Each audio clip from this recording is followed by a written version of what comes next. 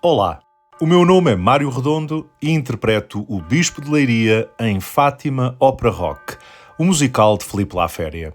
Neste podcast vou dar-vos a conhecer cada um dos elementos do enorme elenco deste espetáculo estreado em dezembro de 2024. Bem-vindos ao Confessionário do Sr. Bispo. Muito boa noite, Sr. Mário Redondo. Está a ver que estavas-te a esquecer já do meu nome, logo de entrada. Não, na isto entrevista. começa logo com uma grande abertura. Porquê? Isto é um episódio muito especial, não é? Para já está aqui o Empelastre a falar em primeiro lugar, não é verdade? O que é que está a acontecer hoje, caros ouvintes? Qual é a ideia desta entrevista? É entrevistar, obviamente, o dono e senhor deste podcast, o grande Mário Redondo. Acho que as apresentações estão feitas a nível de personagem daquilo que cabe a este podcast, aqui o Confessionário do Sr. Bispo, porque o que o Sr. Mário faz, o Sr. Bispo em um musical, o Fátima. Concorda? É verdade ou não é verdade? O que é que eu posso dizer? Diga olá lá para casa. Olá, como estão? Muito boa noite a todos, ou bom dia, ou boa tarde, a hora que estiverem a ouvir. E sim, é verdade, confesso, eu faço de facto o Bispo, o Sr. Bispo, o Bispo de Leiria, neste musical Fátima Opera Rock. Antes de mais, confesso. Mário, mais uma vez, porque acho que também disse isto quando fui eu entrevistado, os meus parabéns por este podcast, porque acho que deu a oportunidade de saborear aqui e saber um bocadinho mais sobre cada um de nós que está a experienciar este projeto. Mas, como qualquer outra entrevista, e desculpa, vai-te calhar também a ti na rifa, esta entrevista começa com uma pergunta muito já clássica neste podcast, que é: como é que tu vieste parar ao palco do Politeama aqui ao Fátima Opera Rock? Olha, eu acho que é uma história muito engraçada. Quer dizer, claro que há a história, toda a história, pessoas aqui aos gritos, claro que há a história da minha vida e de como é que eu comecei a... Acho que já lá vamos, já podemos pegar num ponto ao outro. E lá iremos, com certeza que iremos, que isso faz parte da gênese deste podcast. Mas acho que é muito engraçado também, especificamente a maneira como eu cheguei finalmente a fazer um espetáculo no finalmente? Porque houve muitas tentativas antes. Tentativas da tua parte? Tentativas não. Daqui Não. Tentativas por parte do Filipe, do Filipe Laféria. Pronto, isto é toda uma história, não é? Mas de facto, ele convidou muitas vezes. Eu já tinha tido a oportunidade de trabalhar com o Filipe Laféria, eu tinha tido essa oportunidade, esse prazer, porque foram ocasiões muito... Quer dizer que foi fora daqui? Muito fixe, mas foram fora daqui. Foram em situações de galas, digamos assim. Nomeadamente, foi a gala de inauguração do novo Campo Pequeno e a gala das Sete Maravilhas, que também foi no Campo Pequeno. Portanto, foram galas transmitidas para a televisão e em coisas grandiosas que o Filipe encenou e concebeu. Portanto, isto foi, vou dizer, acho que primeiro foi a inauguração e depois foi as Sete Maravilhas, se não estou em erro, e uma foi em 2006, outra foi em 2007. Exatamente. Portanto, isso foi a ocasião em que nós trabalhámos, não é? A convite do Filipe. A convite do Filipe. Mas não foi a primeira ocasião em que o Filipe me convidou para trabalhar. A primeira ocasião, se houve alguma para trás disso, eu não me lembro. A primeira de que me lembro foi ali, pronto, há de ter sido 2000, 2001, e foi para o Amália. E para o Amália... E essa Amália era para aqui para o Politeama, tens ideia? Vou-te dizer, não tenho memórias muito precisas de tudo, mas vou-te dizer que foram vários os convites. Ou seja, eu fui convidado... Eu não quero mentir. Do projeto Amália, dentro do projeto Amália, dentro do projeto, foste várias vezes convidado pelo menos 3 vezes. Lembro-me que fui convidado certamente para uma das vezes em Lisboa, fui convidado para o Porto, não quero mentir, fui convidado para França, para Paris, certo? Ou seja, foi. Não tenho uma memória muito exata, para já, porque já fui... Agora vamos revelar coisas, né, que somos velhos. Já foi há 25 anos, mas também porque muitas das vezes o convite vinha e como era completamente impossível eu aceitar, nomeadamente porque eu estava a fazer alguma coisa que eu não podia, aliás foi quase sempre por isso, eu nunca recusei nenhum convite do Filipe, porque por quem tenho imenso apreço, por não querer fazer um projeto. As várias vezes em que acabei por ter que negar foi sempre porque eu tinha outros projetos de que não me conseguia de todo libertar. E portanto portanto foi também o caso. E como eram situações que estava fora de questão, porque eu tinha qualquer coisa que me prendia E a resposta era claramente não havia hipótese, não havia nenhuma hipótese. Eu já nem depois ouvi aos pormenores. Ok, Estás a perceber, tipo, onde é sim. que é, que temporada é que é, já nem ouvia. Gostava-te de alguma forma? Podia ser uma coisa que tu quisesse ao mesmo tempo, mas também já não podias ceder, uma vez que já se calhar tinhas um projeto OD em mão. Custava-me... Nem sempre me custou de igual maneira. Confesso. Ou seja, e agora aqui se calhar é que pode começar a ser interessante voltar um bocadinho atrás na minha carreira. Eu já ia aí, porque eu tenho uma pergunta para pegar para isso. Porque... E isto é muito engraçado o que eu vou dizer, e eu estou aqui a tentar medir as palavras da maneira como vou dizer isto. Okay. Na verdade, não era para mim um sonho trabalhar no Politeama. Ok. Ao contrário, se calhar, da maior parte das pessoas que estão aqui neste espetáculo, nunca foi para mim um objetivo nem um sonho. Isso tem muito a ver com a maneira como eu comecei. Certo. E do percurso que eu tive. Nunca foi para mim um objetivo que eu quero muito vir a fazer um musical no Politeama. Eu sempre respeitei imenso o Filipe e tenho ótima relação com ele e gosto muito de muitas das coisas que ele faz. Mas não era, para mim, no meu percurso certo. pessoal e artístico... Da forma como vias a tua carreira... Sim, não era um objetivo. O que é muito engraçado, que é mesmo que eu acho curioso, é que depois, à medida que a minha carreira foi avançando e eu fui fazendo musicais em montes de sítios, não sei o quê, aos poucos, e depois também tive essa experiência de trabalhar com o Filipe, aos poucos depois também começou a entrar ali um bichinho que era de... Embora não fosse um objetivo para mim e embora não fosse uma coisa de eu tenho que conseguir um dia de todo, de maneira nenhuma, de facto não era, mas entrava-me uma coisa de caraças, até parece impossível. Uma pessoa com a minha carreira no teatro musical, com todas as coisas que eu já fiz em tantos teatros, como é que é possível não ter feito um musical com o Filipe no Politeama? Certo. E em algumas vezes, ainda por cima, por questões fortuitas que nos escapava, como foi o caso, e a gente está aqui a dar muitos saltos para a frente e para trás nesta conversa, mas como foi o caso do Evita, do projeto Evita, que foi, salvo erro, 2011, em que o Filipe, mais uma vez, me convidou para fazer um papel fantástico, o papel do Perón, um dos protagonistas do espetáculo. Eu fiquei super contente porque finalmente podia, a agenda estava livre, eu aceitei, ia ser um projeto fantástico com a Anabela, com o Pedro Bargarda, precisamente. Começámos os ensaios e depois o espetáculo acabou por não se realizar por questões burocráticas. E portanto isto, às vezes era por minha agenda, às vezes era porque os projetos acabavam por não avançar por alguma razão. Ou seja, ficou sempre aqui pendente a tua chegada, a tua vida para o Politeama. Claro, cada vez mais que eu avançava, mais eu achava, isto vai ter que acontecer um dia, como é que é possível isto não acontecer? Então quer dizer que agora, em relação ao Fátima, para só concluirmos essa questão, surgiu então a oportunidade, o convite do Filipe para um papel específico. Conta-nos como foi esse convite, como é que foi finalmente, outra vez, será que vai mesmo acontecer, será que não vai, porque até aqui não foi possível, quando foi possível foi cancelado. Sim, vou-te dizer e vou ser mesmo franco, porque acho que é um bocadinho uma das características destas entrevistas e cada vez mais deste podcast. Espero que as pessoas tenham ouvido muitas, porque muitas tiveram também revelações assim do fundo da alma, digamos assim. E eu vou-te confessar que a parte engraçada disto é que eu já não estava à espera. Ok, certo. Eu estava convencido que, pronto, agora já nunca era mais. destinado, agora já nunca mais. Não, sabe, porque foram tantas as ocasiões que seguraram e tantas vezes porque o Filipe, super entusiasmado e super bem intencionado, me convidava e que eu tinha que lhe dizer que não, porque não tinha outra hipótese, tinha mesmo que lhe dizer que não. E depois passaram tantos anos sem ele nunca mais me convidar para nada. Que eu pensei, isto agora nunca mais vai acontecer. Pronto, o Filipe pôs-me completamente de lado. Portanto, quer dizer que o convite veio de forma até muito inesperada. Exatamente. Quando de repente me ligam para o Fátima, eu fiquei verdadeiramente surpreendido. Porque já estava fora da minha... Confesso-te. Eu pensei, não, este barco nunca mais volta. Porque tinha havido outras ocasiões, eu ainda não falei de todas. Fui convidado para o Jesus Christ Superstar, por exemplo, 2007, por aí, para fazer o Herodes, curiosamente. Também não pude, foi mal, eu estava super ocupado nessa altura, estava com vários espetáculos uns a seguir aos outros. Eu tenho uma questão para ligar isso, e agora se calhar vai ser o momento de desbobinar um bocadinho tudo isto, que é, então como é que o Filipe chega, portanto nos anos 2000, neste caso, como é que o Filipe chega a convidar-te, Sim. né, para fazer parte de um projeto dele. Neste caso, se cá, o primeiro convite surgiu por causa do Amália. Ou seja, como é que ele ouviu falar de ti? Onde é que tu andavas a pairar para ele saber de ti ou de quem eras? Sim.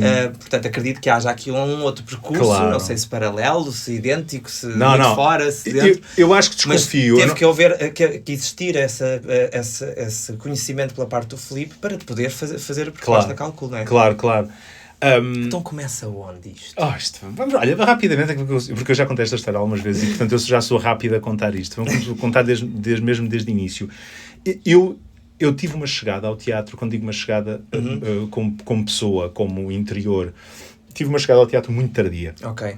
Ou seja, eu não era espectador de teatro quando criança. Os meus pais eram pessoas muito dadas à cultura. Os teus pais são de Lisboa? Os meus pais são de Lisboa, já nasceram cá, eu também, sou alfacinha de Gema. Nós temos raízes mais para o Fundão e para Ferreira do Zezer, que já é dos meus avós, digamos assim, e de Oliveira do Hospital, mas os meus pais ambos já nasceram em Lisboa. Cá. Portanto, os meus avós é que vieram para Lisboa e eu também já nasci cá. Os meus pais eram pessoas muito dadas à cultura, muito de ver espetáculos, cinema, música, muita música, ouvia-se muita música em minha casa, portanto não era por falta de exposição à cultura e à arte, mas de facto eu propriamente não me interessava muito por teatro. Os meus pais não me levavam propriamente ao teatro. A primeira memória que eu tenho de ir ao teatro já devia ter à vontadinha uns 14 anos ou assim. Fui tipo com a escola, salvo erro. Aquilo foi Não, gostei de ver, mas não foi aquela coisa, fui ao teatro, apaixonei. Não foi isso. Isso não é o meu percurso, o que é curioso. Ou seja, eu chego... A música, sim. A música é diferente. Eu a música, desde muito cedo. Desde miúdo, cantava, tocava. A primeira vez que eu atuei em público... Tocavas o quê? Tinhas guitarra. Por autorrecriação? Por autorrecriação, mas tive aulas também. Não, os meus pais não tocavam nada, mas cantavam em coros. Tanto o meu pai como a minha mãe cantavam em coros amadores e cantavam-se muito em casa, cantavam a vozes no carro, nas viagens, constantemente. Isso fazia parte da minha vida. E fazia parte da minha vida estar sempre a música a tocar em casa, música clássica, ópera, jazz, música brasileira, música pop rock, tudo tocava em casa. Um dos discos que havia em minha casa e que tocava muitas vezes era justamente a banda sonora do filme dos anos 70 do Jesus Christ Superstar, curiosamente. Sim. Ouvia muita música, mas a primeira vez que eu atuei em público foi no ciclo preparatório, portanto, correspondente hoje ao 5º e 6º ano. Certo. Portanto, eu devia ter 10 anos, mais ou menos. Numa festa de final de ano, havia um colega meu que tocava teclas. Portanto, tínhamos todos 10 anos. Um colega tocava teclas, o outro tocava bateria, imagina, porque era filho de baterista. Então, eu tocava bateria e eu cantava. E então, fui atuar, com eles a tocarem atrás de mim, um com teclas e outro com a bateria, e eu com o microfone, e eu fui cantar 2 canções dos Beatles, o Yesterday e o Hey Jude, com 10 anos. Foi a primeira vez que eu atuei em público, adorei. Mas a cantar, lá está, isto não era e aí sentiste alguma coisa? Aí sim. Eu adorava cantar, eu adorava a música. Mas isso foi o teu acesso também a teres um público, né, para te assistir, por muito que seja idêntico, eram os teus colegas, né? Sim. Não sei se havia pais também. Também. Portanto, era uma festa de escola. Portanto, tu sentiste que de alguma forma pertencias àquilo que estavas a fazer naquele momento, tipo, identifico-me. Sim. Ok. Sim, e sem dúvida nenhuma tive aquela sensação que eu acho que quem está nesta área e que diz não, eu nunca senti isto, vai estar a mentir. Não sei se está a mentir para si próprio, certo. Está a mentir, que é, nós estamos nisto porque gostamos de ser amados. Queremos ser amados. Sim.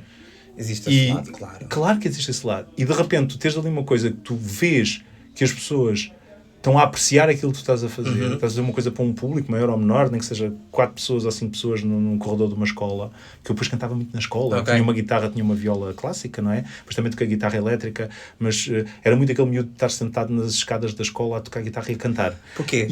Tu sabes, tens um motivo? Achas que as tuas emoções eram um tanto transcritas por esse gesto, porque não sabias como expressar-te e então toca-te pegar na guitarra? Eu era um miúdo muito introvertido. Claro. Um bocadinho socialmente awkward, não é? Mal jeitoso. Certo. E temos artista. Lá está. E exprimir-me através da música era uma forma... Eu era imediatamente popular. Estás a ver o que eu estou a dizer? Certo. Era uma forma de comunicar com os outros. Sentia-me amado. Por isso, claro que te sentias amado. Com certeza. Percebeste que ali... E nós temos que assumir um bocadinho isto, porque isto é assim Não, mesmo. está certo, não é? é verdade, E, é verdade. E começa, eu acho que muitas vezes nós do palco, começa muitas vezes por aí, que é quando nós de repente percebemos que há ali qualquer coisa que a gente faz e as pessoas dão-nos atenção. Sim. Estás a E perceber? achamos um Gostam, bocadinho maior não é? do que aquilo que achamos na realidade. Ou seja, um Isso. palco é transformador, não é? Claro. E portanto, torna-se sim, viciante também. isso sim, esse lado da música, depois Certo. tive bandas, formei bandas rock, tive uma banda quase punk. Isto sempre aliado aos estudos, ou foste estudar? Não, sempre aliado aos vertente estudos. de música. Não. Ainda estudei, tive aulas de guitarra.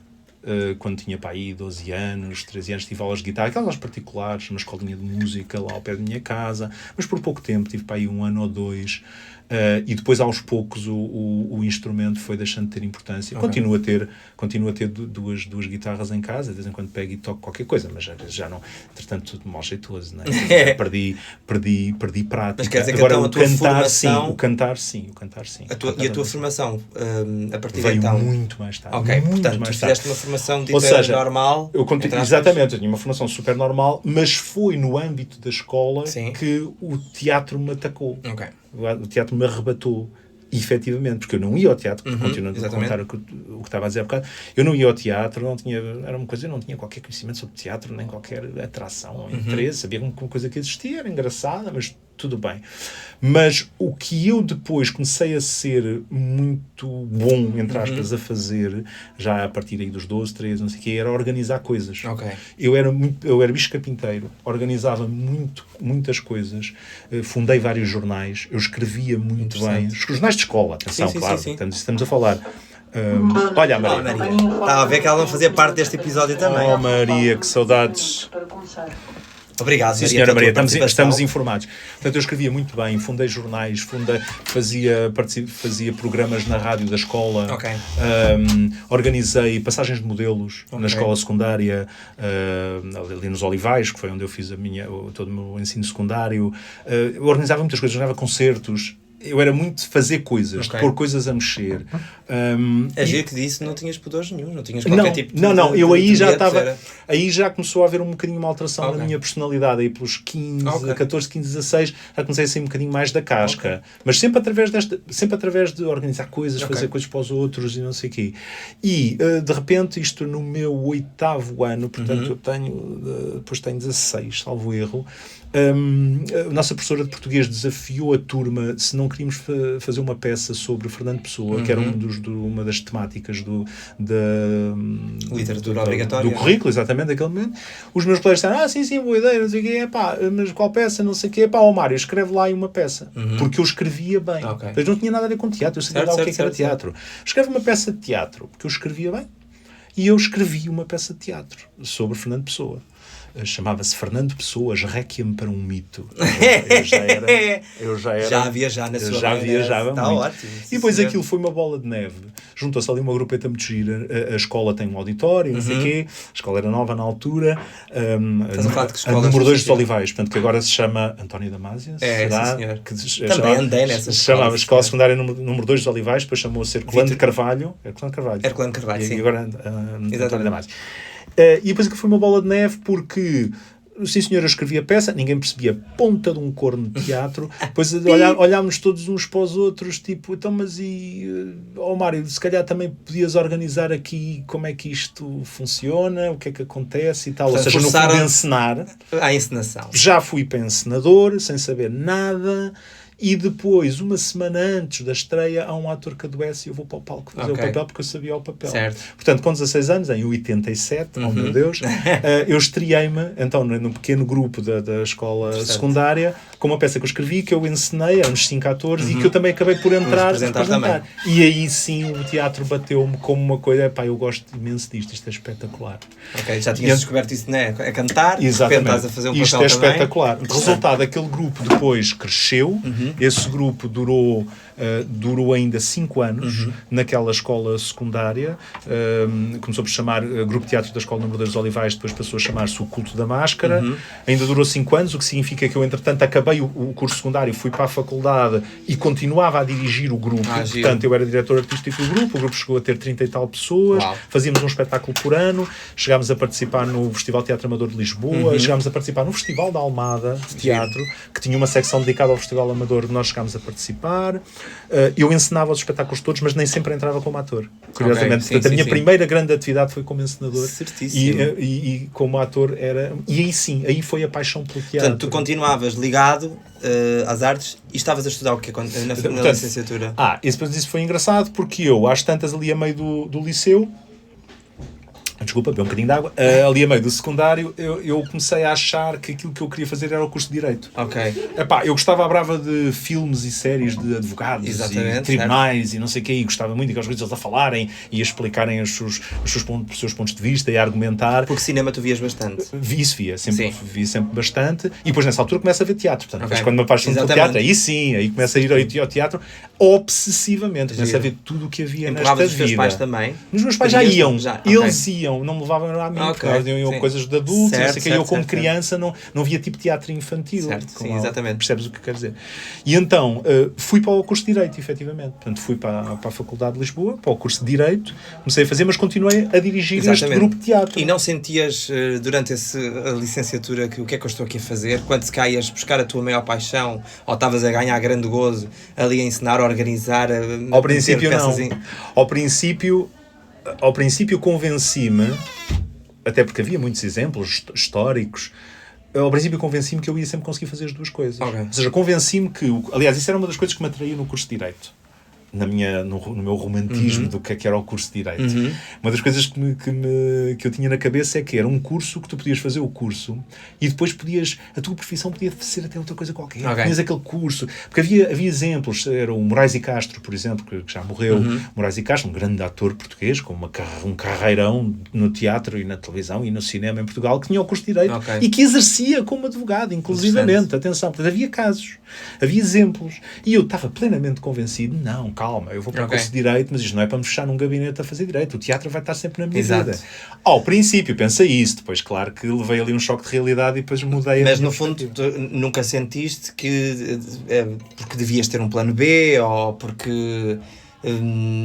ou ainda não te tinha ligado que também bocado por isso. Devias viver das artes, ainda não te tinha chegado isso, ou que era possível? Era uma mistura disso tudo que tu estás alguma a vez dizer. tinhas questionado os teus pais do género, dá para fazer isto da vida, é suposto, não é, podes, não podes, é uma coisa que tu ainda não tinhas processado sobre, queres ir para Direito, mas também quero alimentar este lado e deixaste só era tudo ao mesmo tempo. Ou seja, por um lado eu estava convencido que podia continuar a fazer teatro mesmo fazendo o curso de Direito. Isto por um lado. Certo. Por outro lado, claro, fazendo o curso de Direito sempre era ali um plano B, porque eu ainda não tinha absoluta certeza se eu queria ou se me aguentava à bomboca, digamos assim, de achar que a minha vida ia ser ganhar a vida só no teatro. Quando é que te bate? E os meus pais, sim, os meus pais também me diziam, tu vê lá, e não sei o quê, tudo bem, na boa, super apoiaram-me, super em todas as minhas opções, mas sempre a dizer, mas vê lá, há uma vida muito difícil e não sei o quê. Quando é que me bate? Quando é que te bate? Como te disse, eu começo a fazer teatro nesse grupo, portanto, com 16 anos, apaixono-me completamente pelo teatro, começo a ir ver tudo. Eu começo a ver os espetáculos todos que havia e mais um queijo, tudo. De todo tipo de espetáculos e dança contemporânea, e eu via de tudo. E a coisa de facto começou a tornar-se um bocadinho mais séria. E em 92, portanto, eu acabo o meu curso do secundário em 89, que é quando eu entro para a Faculdade de Direito. Exatamente. Isto provavelmente até foi fim de 91, início de 92, eu ainda estava a dirigir o grupo de teatro. Ainda estavas a estudar Direito? E ainda estava a estudar Direito. Tinha começado o terceiro ano de Direito. O curso era de 5 anos, atenção. Isto é pré-Bolonha, não é? Exatamente. A licenciatura de 5 anos. O Teatro Aberto abre uma audição. O Teatro Aberto abre uma audição nacional para um grande espetáculo e eu vou fazer a audição em 92. Tinha eu 21 anos. A audição implicava cantar, que era coisa que eu continuava a fazer lá em casa, nunca sem aulas, nem nada disso. Era sempre cantar, era a curtir, tinha os meus grupos, não sei o que cantava. Era cantar, representar e dançar. Lembro-me que a parte de dança era a Olga Roriz, que era a coreógrafa do espetáculo e que dirigiu as audições. E, portanto, nós tínhamos que representar, tinha um monólogo, tínhamos um diálogo para fazer, tínhamos que cantar uma canção que era eles que davam, que era o Moon River, um clássico, e tínhamos que criar uma coreografia de 3 minutos para apresentar. Livre, portanto. Livre. Eu fiz a audição, foram 300 e tal pessoas que fizeram a audição e eu fui escolhido. Uau. Foram escolhidas ainda bastantes pessoas, porque o espetáculo de facto era grande, portanto foram escolhidas para aí 18 pessoas ou 14, assim, bastante gente. Qual era o nome do espetáculo? Era a Ópera de Três Vinténs, de giro. Brecht-Weill. A primeira que eu fiz duas no Teatro Aberto, mas já, a primeira que eu fiz, eu fui escolhido foi para esse esse espetáculo. Foi essa a tua estreia? Não. Porquê é que não foi essa a minha estreia? Porque esse espetáculo ia ser o grande espetáculo, um musical, uma banda ao vivo, a encenação do João Lourenço, não sei o quê, ainda no antigo Teatro Aberto, que já ainda não existia o novo, portanto era no antigo. Só que quem estava a colaborar nessas audições, portanto a dar contracena nas audições, para aquelas 300 e tal jovens que lá foram, uma das pessoas que estava era o Fernando Gomes, o ator encenador. E o Fernando Gomes ia encenar no Teatro Aberto um espetáculo antes da Ópera de Três Vinténs. Portanto, as audições estavam a ser feitas com antecedência. Por isso é que eu estou a dizer que as audições provavelmente foram ali em fim de 91, porque o espetáculo depois foi em 92. Mas antes da Ópera de Três Vinténs ainda ia haver um espetáculo, uma comédia de boulevard. Estavas a fazer uma audição? Eu não estava, porque ele não estava a fazer audições, mas de repente ele precisou de um ator, o Fernando precisou de um ator, e lembrou-se da minha audição e convidou-me. E então, a minha estreia é nesse espetáculo, chamado O Marido Vai à Caça, uma encenação do Fernando Gomes, no Teatro Aberto, uma comédia de boulevard, onde eu também cantava, mas não era um musical, era simplesmente uma comédia de boulevard, mas tinha 2 ou 3 canções, tanto que o espetáculo começava comigo a cantar. E essa foi a minha estreia profissional, em abril de 1992. Exatamente. Já lá vão 30 e tal anos. Consegues? Eu gostei muito, foi espetacular, Sentiste que algum peso ou uma concretização de acabei de estrear-me profissionalmente, oficialmente? Senti o peso, não senti o peso a sair dos ombros, senti um enorme peso a ser-me posto nos ombros, porque senti exatamente o contrário, senti, caraças, vai ser isto. Pronto. Então, vai ser isto e eu estou a meio do curso de Direito. Mas não. Isto é que é a minha vida. E aí já sabias que também já ias fazer a próxima? Já sabia que ia fazer a Ópera de Três Vinténs a seguir. E eu pensei, não, isto é que é a minha vida. Mas não era só por ter trabalho. Era no coração. Foi o momento em que eu senti, não, isto é que eu quero fazer, não é mais nada. Não. Como é que resolveste o curso de Direito?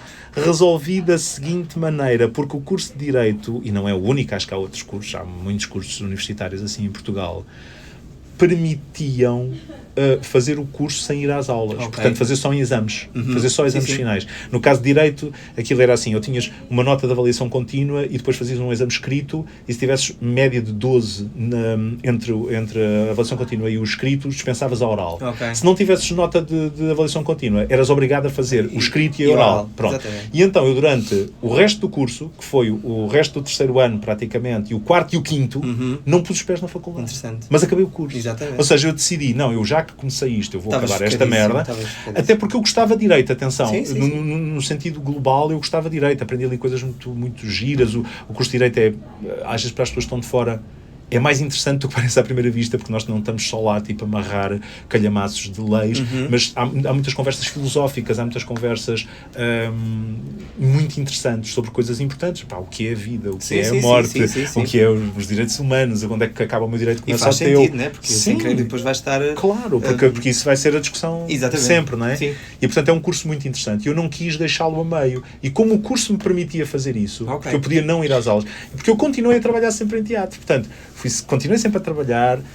Quando concluís o curso, continuaste a trabalhar? Continuei. Quando concluís o curso, o que é que sentiste? As minhas perguntas o que é que sentiste? Sentiste que...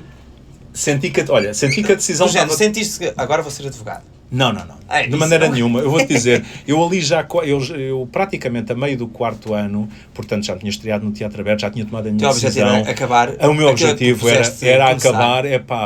era acabar como quem tira um penso rápido. Estou a perceber. Sim, sabes, vamos lá acabar isto o mais rapidamente possível e da forma mais indolor possível, porque eu nunca mais quero ver isto à frente. Ou seja, eu só vou ver isto à frente na minha vida se tudo o resto falhar. E eu não quero que falhe. Certo. Mas vamos acabar, porque eu sou uma pessoa determinada, e vamos acabar isto rapidamente para não ter nunca mais que olhar para isto e dedicar-me àquilo que eu quero, que é o teatro. Então, Tanto assim foi, desculpa, deixa só faz dizer, mal. tanto assim foi que depois eu senti necessidade, já durante até acabar o curso de Direito, e já estava a trabalhar como ator profissional, etc., mas senti necessidade de ter formação como ator, porque eu não a tinha, Exato. e então aí tomei logo a decisão, eu acabo o curso de Direito, eu vou imediatamente para o conservatório. Muito bem, e assim foi. E assim foi. Eu acabei o curso de Direito e meses depois estava a começar a Escola Superior de Teatro e Cinema, o conservatório, para me formar como ator, porque Exatamente. eu sentia essa necessidade.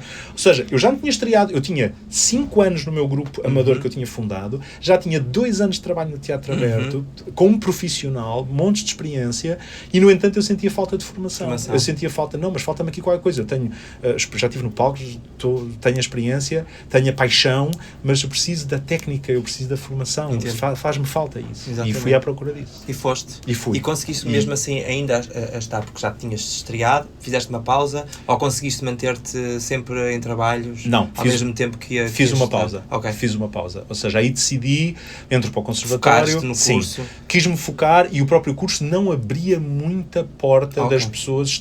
Hoje em dia Hoje em dia é diferente. Na altura via-se com muito maus olhos um aluno estar a trabalhar durante o curso.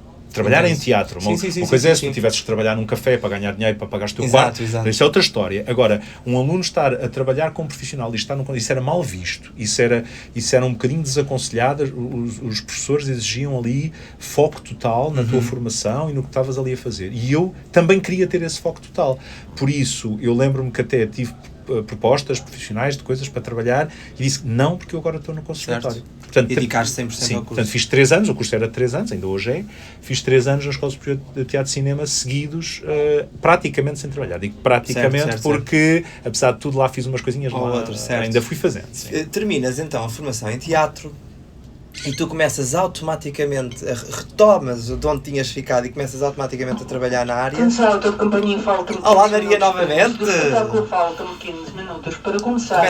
Não tarda, o meu entrevistador tem que se preparar. Eu não, mas... Eu estou bem.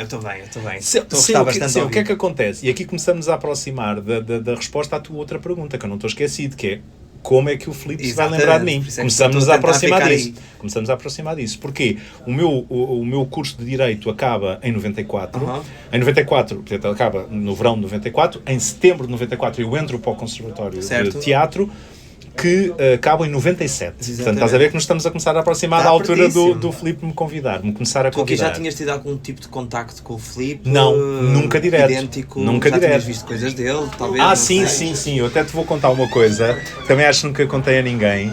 E é uma pergunta que tu não me estás a fazer, mas provavelmente nem nunca farias. Portanto, eu vou fazer lá a mim próprio. Que é, qual foi o primeiro espetáculo do Filipe Laféria que eu vi? E eu vou-te dizer, o primeiro espetáculo que eu vi do Filipe Laféria não foi na televisão, foi ao vivo. Foi o Passa para mim no Rossio, no Teatro Nacional da Ana Maria II, e chorei. Chorei muito a ver esse espetáculo. Eu lembro-me que estava... Mas estamos a falar perto dessas datas. Exatamente. Portanto, isto foi, salvo erro, 95, 96, foi por aí. Portanto, eu estava no Conservatório de Teatro. Exatamente. E lembro-me de ter ido porque o espetáculo era um sucesso gigantesco, estava sempre esgotado, e as filas à porta para comprar bilhetes para a semana seguinte. Experienciaste esse fenómeno. Consegui arranjar um bilhete através de um conhecimento, por ser aluno do conservatório, justamente. Fui sozinho, e lembro-me de ter chorado, de ficar comovido, por de repente estar ali e sentir. E eu lembro-me, e isto é importante que se diga, que é uma altura em que muitas das coisas que me rodeavam, muitas das pessoas que me rodeavam, até no próprio conservatório, não eram propriamente muito simpáticas em relação ao Filipe. Ou seja, as coisas que o Filipe fazia já nessa altura, de Passa por mim no Rossio, porque já tinha havido o Whatever Happened to Madalena Iglesias, etc., já eram vistas como coisas muito comerciais. E eu estava rodeado muito por malta do teatro independente, tinha aquelas referências, o teatro aberto, de onde eu tinha vindo, o teatro da cornucópia, o bando, as coisas que se andava a fazer na altura, muito mais intelectuais, se quiseres. E eu lembro-me de ter ido, eu não tinha esse preconceito, portanto fui de coração muito aberto, mas também não era propriamente aquilo com que eu mais me identificava, e ter ficado comovido por estar a ver à minha frente a história do teatro português, e de pensar... Eu sou mais um degrau a seguir a isto que toda esta gente construiu para trás de mim. Estás a ver? Entendo. todas estas pessoas que estão, estas histórias estão aqui contadas, a Laura Alves, o Ribeirinho, todas estas histórias que me estão a ser contadas aqui, e eu sou agora a nova geração, não é? Eu tinha 20 e tal anos. Sentiste culpado de ter gostado assim tanto de ver? Não me uma senti. Vez que tinhas desse background? Não, nunca me senti culpado. Eu sempre me senti um bocadinho outsider nesse aspecto. Porque eu fazia coisas... Eu nunca me recusei a fazer uma coisa por achar não, isto não é suficientemente de prestígio para mim. Ok, entendo. Antes, pelo contrário, eu era, e ainda sou, mas então nessa altura com 20, eu era voraz à procura de fazer tudo. Claro. Ter todo o tipo de experiências. Venham suposto, elas. Quanto mais eclético fores, venham elas, do mais diferente que eu quero fazer. Eu quero é fazer, eu quero passar pelas coisas. E então, acontece que, para cozermos isto, acontece que durante o curso eu já tinha feito a minha primeira longa-metragem de cinema, Os Sinais de Fogo, do Luís Filipe Rocha, com o Diogo Infante, Rogério Samora, não sei o quê, um papel já importante. Os tais trabalhos que foste tendo, que assim, os pontuais que eu fui tendo exatamente. durante o curso do conservatório. Já fazia publicidades, por exemplo, na televisão, e através, isto são um bocadinho meio especulações minhas, mas através de uma professora do conservatório, portanto, que me conhecia, não era a minha professora, mas era a professora de realização plástica do espetáculo, que via os meus exercícios, me via por lá e não sei o quê, que trabalhava com a Marina Mota, começam-me a surgir convites para trabalhar com a Marina Mota na televisão. E eu, claro, aceitei. Nos programas clássicos da Marina, nos programas clássicos da Marina, e nomeadamente num programa que foi muito marcante, muito importante para mim, na altura, que foi um programa que ela fez chamado Era Uma Vez, que eram as versões dos contos infantis, mas feitos à maneira da Marina, e era sempre muito musical. E o que é que ela precisava? Ela precisava de um rapaz relativamente novo que cantasse ao nível, poder fazer com o protagonismo com ela, representasse e não sei o quê. E lá no conservatório, por estes conhecimentos, alguém disse, aqui um rapaz, não sei o quê, chamado Mário Redondo, e ela convidou. Faltam 10 minutos para início do Maria. espetáculo. Olá, Maria, mais uma vez.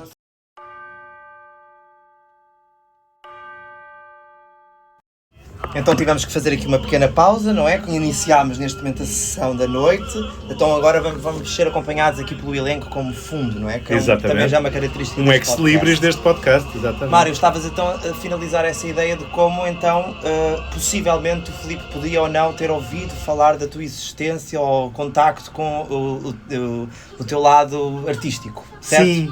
Ou seja, nisto não há certezas, não é? Nunca temos muito bem certezas, mas eu desconfio que possa ter sido um bocadinho por aí, por via das coisas que eu fiz com a Marina, que era uma pessoa que trabalhava com o Filipe, e porque o trabalho, nomeadamente essa série, Eu Era Uma Vez, era um trabalho até esteticamente muito próximo de algumas coisas do Filipe também. Pois, porque nesse trabalho tu tinhas que, mais do que representar, tinhas que mostrar múltiplas facetas artísticas, correto? Sim, eu cantava muito, não é? Dançava, representava, portanto era muito musical mesmo. E eu acho que talvez tenha sido por aí. Obviamente não tenho a certeza, não é? Certo. Depois também por essa altura eu fiz um outro espetáculo também muito importante para mim, foi em 98. Isto foi ao mesmo tempo que estavas já a gravar coisas com a Marina? Sim. Ok. Portanto, eu gravei coisas com a Marina ali no meu... Portanto, já terminaste a formação... incluindo o meu último ano do conservatório, que certo. foi 96, 97. Portanto, no meu terceiro ano do conservatório, eu já estou a gravar coisas com a Marina. E em 98 faço um musical que foi muito importante para mim e para todas as pessoas que o fizeram, um musical chamado O Rapaz de Papel, que foi no Festival dos 100 Dias, antes da Expo 98, que era um musical com música do Pedro Brunhosa e com a encenação dos Els Comediantes, um grupo espanhol de Barcelona, muito famoso na altura, ainda existe, mas na altura então muito famoso, que eles tinham feito as Olimpíadas de Barcelona, tinham feito a cerimónia de abertura, a cerimónia de encerramento, e aquilo foi um espetáculo muito, muito importante na altura, também por casting. Fiz esse espetáculo. Nesse espetáculo, curiosamente, estavam algumas pessoas que tinham trabalhado ou andavam a trabalhar com o La Féria, por exemplo, na Maldita Cocaína, a Elisete, o Fernando Ferreira.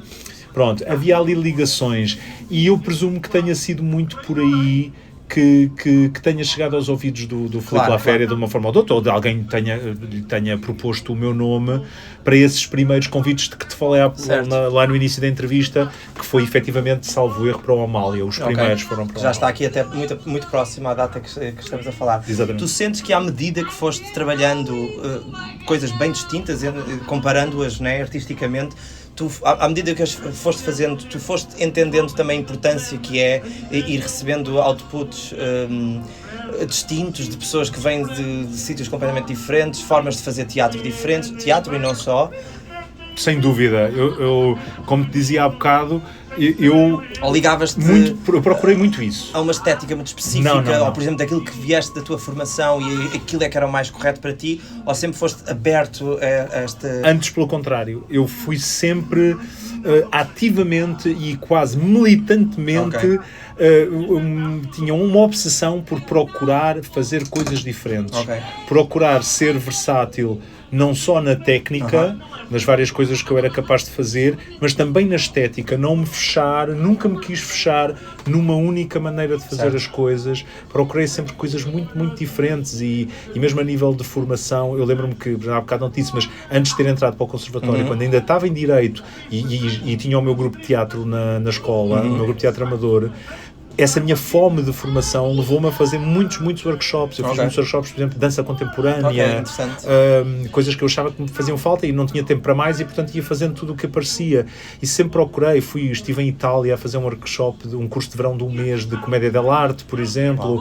Depois, entretanto, chegou a ópera também à minha vida. Portanto, de tudo, desde revista, programas da Marina, teatro independente, teatro de autor, ópera, comédia dell'arte, o que fosse. Eu sempre quis experimentar um pouco de tudo, não me fechar numa estética. Sempre me vi muito como intérprete, um bocadinho à antiga, não sei se estou a usar bem a expressão, mas no sentido de que um intérprete devia ser uma espécie de canivete suíço. Claro. Alguém disponível para fazer o que o projeto pedisse. Exatamente. E nunca tive muito vontade de me fechar numa estética. Como encenador, menos. Como encenador, como comecei logo a encenar no meu grupo amador, e foi uma coisa que foi sempre acontecendo ao longo da minha vida, até hoje. Como encenador, tenho um bocadinho mais a minha estética, sou um bocadinho mais afunilado, uma identidade. Exatamente. Mas como intérprete, nunca quis, antes pelo contrário. Tenho aqui uma questão que é, então, e em relação ao canto, porque entretanto é uma coisa primária em ti, né? Porque bastante cedo começas a cantar, mas fizeste também alguma formação em canto, certo? Sim. Foi a mesma coisa que aconteceu com o teatro, ou seja, já cantavas desde desde muito cedo, e entretanto já estás a fazer coisas profissionais que envolvem o canto, e foi a mesma vontade de procurar formação, querer saber foi um bocadinho mais... diferente. Um bocadinho diferente. Não foi essa vontade. No teatro foi essa vontade, como disse há bocado, claramente. E o que é que aconteceu, foi uma então, coisa minha que não tinha que ser, tinha que ser. No lado do canto foi um bocadinho diferente. Eu, de facto, como tu dizes, já cantava, já estava a fazer coisas profissionais em que já precisava de cantar. De repente, fiz um workshop, lá está, antes ainda de entrar para o Conservatório de Teatro, mas muito próximo já de entrar. Fiz um workshop de voz para atores. Em que ela era em grupo e tal, mas a formadora, a minha querida Lúcia Lemos, era uma cantora lírica, embora com abertura para trabalhar com vozes não líricas e pessoas que não têm... Sim. E era isso que ela estava a fazer, ela estava a dar um workshop de voz para atores, não era para cantores. Mas ela é que me começou a desafiar. Olha que a tua voz é muito especial, tu devias mesmo levar isto a sério e tal. E foi ali um ano e tal de pica-miolos, em que ela tanto me picou os miolos, e depois eu tive um bocadinho umas aulas particulares com ela, e ela tanto me picou os miolos e me infernizou a vida, que eu acabei por achar, pronto, está bem, se me estão aqui a chatear. E eu nem era propriamente um grande aficionado da ópera. Ouvia-se muito em minha casa, mas ela meu pai. Empurrava, estava-te a picar os miolos para estudares clássico, ou seja, para teres a base clássica. Sim, ou seja, na perspectiva sempre dela... Ela também a dizer-te, uma vez que ela também dava claro. Trabalhava a voz para outro tipo de canto, ou até de profissões, tudo, claro. Motivava-te a teres uma base clássica para depois explorar melhorares, ou teres Isso. mais técnica, né? Isso. Ok. Ou seja, era muito na base de Acabaste por que ser a levado base, para- a base clássica depois de permitir-me ia fazer tudo. Exatamente. Ok? Mas ao mesmo tempo também dizia, mas olha que Ok. a A tua, tua voz, voz, tu, ok. tens um instrumento com características que não são assim tão comuns e que olha que também davas um cantor lírico, provavelmente, ou poderias dar um cantor lírico interessante. Tu vê lá e não sei o quê. E embora aquilo não fosse uma coisa que me puxasse muito, mas lá está, com base na tal sede de experiências diferentes e de Exatamente. formação que eu aí isso tinha, que era não me virar a cara a nada, não virar a cara a nada. Disse, está bem, ainda por cima, na altura, agora já não, porque a Escola Superior de Teatro e Cinema, como sabes, agora é na Amadora. Certo. Mas na altura em que eu fiz o curso, o Conservatório de Música e o Conservatório de Teatro eram no mesmo edifício, Ok. no bairro Alto, Certo, certo, ok, certo. na Rua dos Caetanos. E eu já estava lá, já tinha entrado para o Conservatório de Teatro. Exato. E então resolvi, ok, vou fazer as provas para o curso de canto do Conservatório. E fiz e entrei. Portanto, eu entrei em 94 para o Conservatório de Teatro e em 95 para o Conservatório de Canto. Ok, então estavas ali a fazer as duas coisas quase ao mesmo tempo. Fiz as duas coisas ao mesmo tempo. Exato. Portanto, entrei com 24 anos. Certo. Com 24 anos comecei a ter formação Já de cantor dito, lírico. entre aspas, bem tarde. Tarde. Exatamente. Tarde. Embora os homens seja mais tarde do que as mulheres, Sim. tipicamente. Também um bocadinho ali por causa da mudança de voz, Sim, etc. portanto, Começa a trabalhar mais tarde. Uma mulher, estou a falar dos cantores líricos, Sim, não é? sim, sim, uma sim. mulher começar a ter aulas de voz aos 24 anos é uma coisa completamente impossível Ok, de acontecer. ok. Ou seja, não vais ter carreira em lado nenhum, esquece, não vai acontecer. No caso dos homens, é mais normal começarem ali aos 18, 19, 20, agora 24 anos é bastante tarde. Sentiste esse preconceito ainda na altura, de seres muito mais velho, se calhar em comparação aos teus colegas na altura? Não, era divertido. Eu senti outro preconceito que já estou a falar, ainda hoje sinto às vezes. Mas, não, isso era divertido. Por exemplo, eu tinha as aulas de formação musical. Porque uma coisa, as aulas de canto são individuais. Sim, sim, não é? sim, sim. A tua professora, a minha querida Manuela de Sá, um grande beijinho, com quem estudei 20 anos. Uau. Mas tinhas a tua professora, as aulas individuais. Depois tens aulas em conjunto, que é, por exemplo, as aulas de música de conjunto, o coro, ou no meu caso foi o ateliê de ópera. E tinhas As aulas de teóricas formação, também, as não é? teóricas, exatamente. Nós tínhamos italiano, alemão, etc. E formação musical. As aulas de formação musical e as de italiano e de alemão eram divertidíssimas, Ok. porque havia malta assim mais para a minha idade, 20 ou Certo. 20, 21, e havia os miúdos de 8, Oh, 9, uau, ok. porque também estão lá Certo, e estão certo. exatamente no mesmo grau que eu estou, Exatamente, estás a pois. perceber? Portanto, eram aulas e turmas muito divertidas, porque era um rapagão de 24 anos e os miúdos de 10 anos e 11 anos e Uau. tal, todos na mesma turma a aprenderem a mesma coisa, é muito divertido. O pequeno preconceito que eu depois, aos poucos, comecei a sentir, mas depois rapidamente aprendi a viver com isso, e até hoje, é que, e eu digo isto muito em entrevistas, já dei muitas a falar sobre isto, é que sinto-me, eu não me sinto, mas vejo-me muito como um outsider em todas, onde eu Ok. estiver, vejo-me sempre como um outsider. Quando estou no teatro, vejo-me como cantor. Quando estou na música, vejo-me como ator. Ok. Sempre.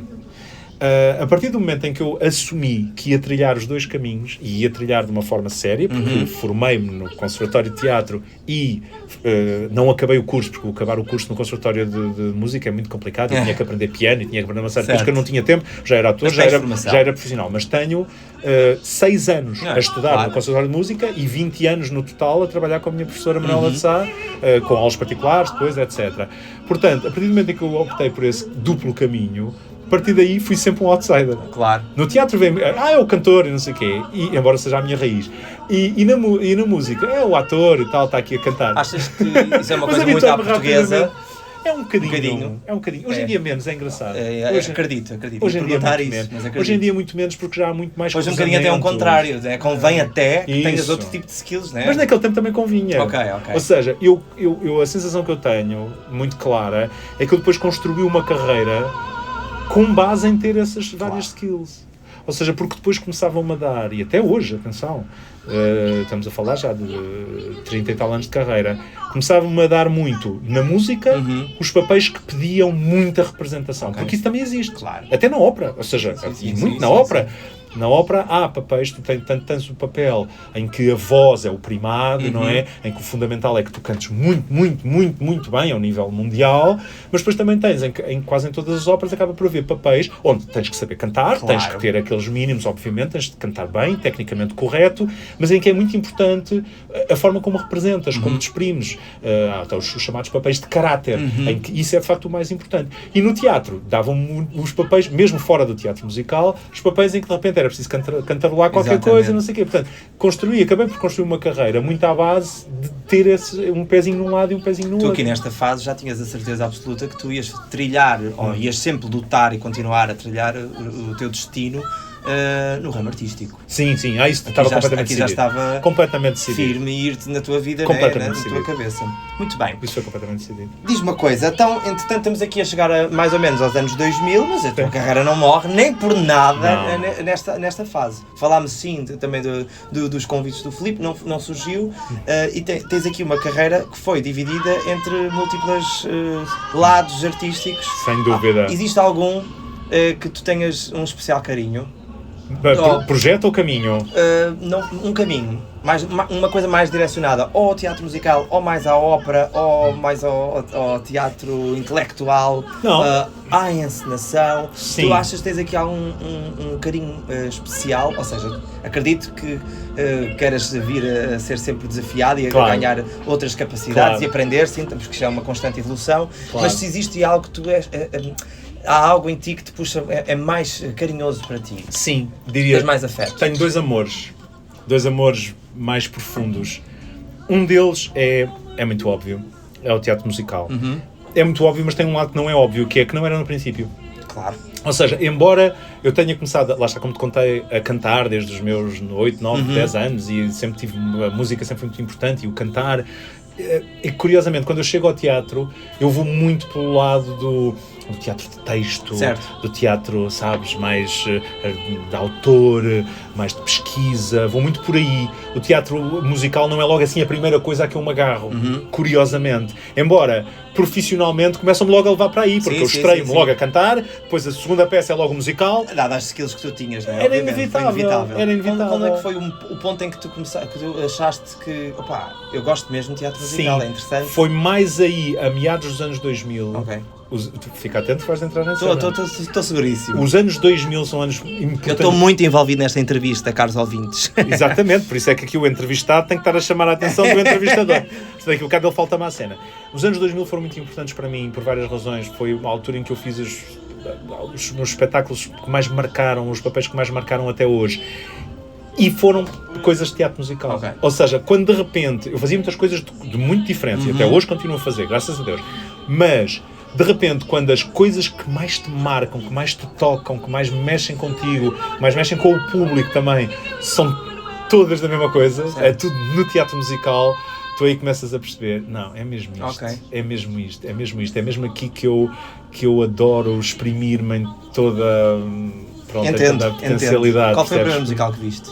Ou que tiveste assim mais interesse, ou que te tocou? O primeiro musical que eu me lembro de ver, já não faço ideia. Em teatro mesmo. Em teatro mesmo, ao vivo. que eu me lembro de ver em teatro ao vivo. Isto agora vai soar super snob, mas lá está, eu não era grande espectador de teatro em criança, em Portugal. Foi em Londres, foi um Showboat, Ok. que é um musical clássico dos anos 50, que é maravilhoso e que eu adorei ver. Depois, pouco tempo depois, marcou-me, sim, por ter sido o primeiro que vi ao vivo. Depois, pouco tempo depois, também noutra viagem a Londres, eu ia muito a Londres, Ok. já em adolescente, em jovem adulto, ia muito a Londres passear. Lembro-me de ter visto o Fantasma da Ópera, Os Miseráveis, ao vivo, tudo ao vivo em Londres. E marcou-me muito. O primeiro musical que vi em Portugal, por acaso, tenho muita dificuldade em lembrar-me qual foi. Tenho mesmo dificuldade em lembrar-me qual foi. Talvez tenha sido, se podemos considerar, o Passa por Mim no Rossio, um musical. Certo. E marcou-me, como eu já contei há Chegaste a bocado, ver não o vou Amália, repetir. apesar de ter sido convidado Não, e não fizer. Okay, no isso é palco não, interessante. vi Ok. na televisão. Exato. Esse vi na televisão, por isso é que eu estava a dizer. Certo. Tenho uma questão depois para fazer com isso, a gente já volta. Já voltamos. Vamos para 20 segundos Exatamente. de publicidade. E estavas-me a contar sobre 2 amores que tinhas. Sim, porque tu tinhas-me feito esse desafio de todas as coisas que eu faço. Exatamente. De facto são muitas, é verdade. Quais é que são aquelas que mais, pronto, que são, de certa maneira, acabam por ser diferentes. Eu falei do teatro musical. E uma segunda, que é mais óbvio, na minha opinião, mais óbvio. E uma segunda coisa que é um bocadinho menos óbvia é a encenação. Ok. Porque é onde eu, lá está, me sinto mais criador. Ok. mais permissivo, mais Sim, criativo também, sim. apesar de que ainda há bocado falaste que, embora já reconheças em ti uma certa estética, entre aspas, tipo uma identidade, como certo. falámos. Mas precisamente porque eu tenho um bocadinho aquela postura que falámos há bocado também, de como intérprete eu gosto muito de tentar ao máximo ser uma tela em branco e ir muito ao encontro daquilo que me é pedido. Aquilo que me é pedido pelo encenador, ou pelo, seja como for, ou o maestro, ou o criador de um determinado, ou realizador. Como encenador, sinto mais que é a minha voz interior a criar do zero, digamos assim. Certo. E, portanto, isso também tem um lugar muito especial para mim. É uma coisa que eu, hoje em dia, faço menos vezes. Eu, como te disse há bocado, eu comecei quase pela encenação, quando comecei principalmente a encenar, e não entrava em todos os espetáculos, mas encenava todos. E depois a encenação foi ficando um bocadinho mais intermitente, precisamente porque a minha carreira de intérprete explodiu tanto, digamos assim. Comecei a trabalhar tanto como intérprete, foi ficando havendo menos espaço. Mas também estou a falar um bocadinho barriga cheia, porque neste momento estamos a falar e há uma encenação minha que está a fazer digressão pelo país neste momento. Queres falar um bocadinho desse projeto?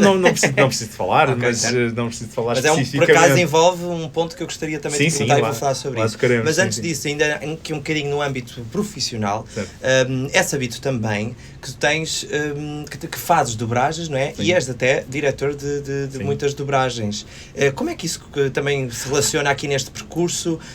Como é que surgiu o convite? Sim, olha, foi também de uma forma muito natural, muito diferente do que acontece hoje, porque o meio das dobragens e o mundo das dobragens, que eu conheço muito, muito bem, mudou muito com o tempo, e hoje em dia tu vês muitas pessoas a quererem ir fazer dobragens, assim. Quando eu comecei a fazer dobragens, a sensação que eu tinha é que ninguém falava em dobragens, ninguém queria ir fazer dobragens, de mal a comparado, não é? Ou seja, para já nem sequer havia canais além da RTP, praticamente. Olha, a Maria outra vez. A melhor amiga deste podcast. Com certeza. Sim, isso é verdade. O português, eu sinto que nunca houve aquela necessidade de fazer grandes traduções. Imagina, estou a comparar, por exemplo, com o povo brasileiro, que traduz, ou os espanhóis, traduzem tudo desde há não sei quantos anos. Não, repara, as dobragens existiam, obviamente, de desenhos animados na RTP há muitos anos, muito antes de eu começar a fazer dobragens, como é evidente. Mas isto para dizer, quando eu comecei, foi uma coisa muito assim, quase por acaso. Foi precisamente quando eu me estreiei no Teatro Aberto. Certo. Estava-te a contar há bocado, Natal, fiz a tal audição e depois fui repescado pelo Fernando Gomes e estreiei-me no Marido Vai à Caça em 92, e muitas pessoas estavam nesse elenco, pessoas que eu gosto muito e no fundo foram meus padrinhos de teatro, o Francisco Pestana, o João Lagarto, a Helena Isabel, o Joaquim Monchique, estava nesse espetáculo, o Paulo Homme, etc. E uma das pessoas que estava nesse espetáculo era a Luísa Salgueiro, que era uma atriz, e é uma atriz que faz muitas dobragens, na altura fazia, e um dia chegou ao pé de mim, mas estávamos no espetáculo, e perguntou: olha, na RTP estão a precisar de um ator assim novo para ir fazer dobragens, tu queres ir fazer? E eu nem sabia muito bem o que era dobragem, quer dizer, sabia, não é? Que havia desenhos animados dobrados, mas não que tinha qualquer conhecimento sobre o que é que se fazia de dobragens. E disse: está bem, lá está, era mais uma experiência nova. Exatamente, claro. Como todas, não é? Que eu não digo isto que não há nada. 92, dizes tu? Sim, portanto, 92, e eu disse: está bem, bora lá. Então fui à RTP, fiz lá um testezito, nada de especial, e fiquei logo a trabalhar. Portanto, comecei a dobrar com o Carlos Paulo, com a Carmen Santos, a Cristina Carvalhal, o Luís Lucas, grandes nomes, meus queridos colegas, com quem comecei a dobrar, portanto, com 21 anos. Caí ali, não sabia o que aquilo era, mas achei graça. Eu sempre gostei de trabalhar com a voz, de representar, cantar. Exato. Sempre gostei. Então fui começando assim aos poucos. Depois, portanto, como vês, foi logo de início também da minha carreira, no fundo. Sim. Depois, quando estive no conservatório, parei um bocado com as dobragens. Lá está, foi uma das coisas que eu tive que parar, porque queriam que eu continuasse, mas eu dizia: mas não posso. Houve essa oportunidade de continuidade. Eles queriam que eu continuasse lá na RTP a dobrar. Na altura, quando eu comecei, dobrávamos na 5 de outubro. Na altura, a RTP era na 5 de outubro que funcionava a informação, e era onde havia as salas de pós-produção áudio, que era onde nós fazíamos as dobragens. E eles queriam que eu continuasse. Eu disse: não posso, porque eu tenho aulas de segunda a sexta, manhã e tarde no conservatório. Portanto, interrompi. Quando acabei o conservatório, voltei às dobragens. Depois, pouco tempo depois, também na Matinha, Ok. porque lá está, eram pessoas que se lembravam de mim, da RTP, e depois nessa altura já as coisas começaram a ser diferentes, porque com a SIC, com a TVI, Exato. com os outros canais, começou a haver muito mais coisas dobradas, e então fui para a Matinha, continuei sempre a dobrar, e foi uma coisa que me acompanhou até hoje. Exato. Sempre, Giro. basicamente. Foi muito Umas vezes interessante. mais, outras vezes menos, mas acompanhou-me sempre até hoje. E foi giro também aquilo que tu disseste, que a voz realmente tem sido um fator muito importante no Sim. teu percurso inteiro, não é? Central É mesmo. interessante. Sem dúvida. Sim, senhor. Então, destes projetos todos que tens feito, agora eu queria entrar aqui num campo, se me permitisses. Tu é que estás a mandar na entrevista. Eu És não tenho casado. nada que permitir. Não Sou é? casado, é verdade? E isto implica, e além disso, ainda mais um fator agregado a este assunto, o ser casado, e o ser casado principalmente no âmbito das artes, eu gostava que me falasse um bocado sobre isso. De que forma é que tu se cá vias ou não vias o casamento, Sim. se era para ti um objetivo de vida, Sim. se aconteceu naturalmente, porque... Ok. Vou mandar para o ar, ou porque começaste a sentir mais velho e querias constituir família, ou foi uma coisa mesmo sem querer? Ou se era Olha, uma coisa que tu pensavas muito? Olha, não pensava de todo muito. Eu sempre fui, assim, a um nível mesmo pessoal, eu sempre fui muito dado a fazer ninho. Ou seja, a ter relações longas, Certo. sim. Isso é verdade, sempre fui, desde adolescente, e tive várias relações longas, mas nunca, não necessariamente a pensar em casar propriamente, a instituição do casamento ou constituir família, e na verdade, até durante muitos anos, a minha ideia era que dificilmente iria ter filhos. Certo. Não me via propriamente a ter filhos, até por causa desta vida, de ter escolhido ser ator, ter decidido fazer isto a minha vida. Não era muito por aí. Depois, eu tive um primeiro casamento, antes do casamento olha, atual. não sabia, interessantíssimo. Sim, Giro. e está sempre tudo muito ligado ao teatro, curiosamente. Portanto, o meu primeiro casamento, não foi a minha primeira relação longa, Sim, mas sim. o meu primeiro casamento foi com uma colega de conservatório, Ok, precisamente. giro. Não era da minha turma, era da turma a seguir à minha, portanto, dos mais Conservatório? novos que eu Música? de teatro. Teatro, De teatro. giro, ok. De teatro, portanto uma colega de uma turma dos mais novos que a minha, que nos conhecemos no conservatório, começámos a namorar, uma colega nossa, atriz, chamada Cristina Basílio, que ainda trabalha, felizmente, um beijinho para a Cristina e continua a trabalhar bastante, e nós começámos a namorar e acabámos por casar. Um bocadinho por questões práticas, Certo. na altura, de que não vale a pena me desmiuçar, mas na verdade nem eu nem ela estávamos muito daquela, precisávamos ter um papel passado, nem Certo, nada certo, disso, certo. mas depois até acabámos por casámos Certo. mesmo.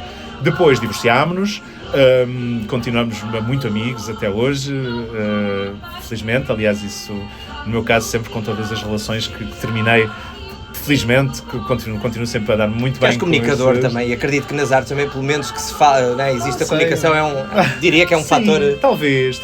Eu acho sempre que estas importantíssimo. coisas é sempre sorte. Também é verdade, É preciso ter todo. sorte, é preciso ter E sorte. cada um com a sua... Claro, é preciso ter um bocadinho de sorte e também. tudo é E muito tive diferente. sorte, e acho que todas as pessoas têm passado pela minha vida, e eu espero que sintam o mesmo em relação a mim, que passei pela vida delas. Acho que foi sempre positivo, francamente acho mesmo. Ok. Mas pronto, tive essa primeira situação e com a Cristina, e ainda hoje nos damos muito bem, e na altura também acabou por ser em algumas coisas uma parceria também artística. Ok. Eu também encenei uma peça que a Cristina escreveu, que era um monólogo dela, que é uma coisa que depois agora estou a fazer com a minha esposa atual. Que giro. Que é engraçado, é uma coincidência sim, absoluta. sim. Mas pronto, então passados alguns anos depois dessa relação, que nos divorciámos, a fazer contas, 2004, começamos em 2004, anos mais tarde, em 2009, eu fui convidado, e é também uma história engraçada, eu fui convidado para fazer revista no Parque Meyer, no Teatro Maria Vitória. E também é uma tinhas história feito revista engraçada. antes? Não, é uma história engraçada também, porque é uma história de algum modo um bocadinho parecida com a história do Filipe La Féria, Ok. que era a Marina, especificamente, voltamos à Marina Mota, grande Exatamente. beijinho para ti, Marina, se alguma vez ouviste Grande isto. Marina Mota.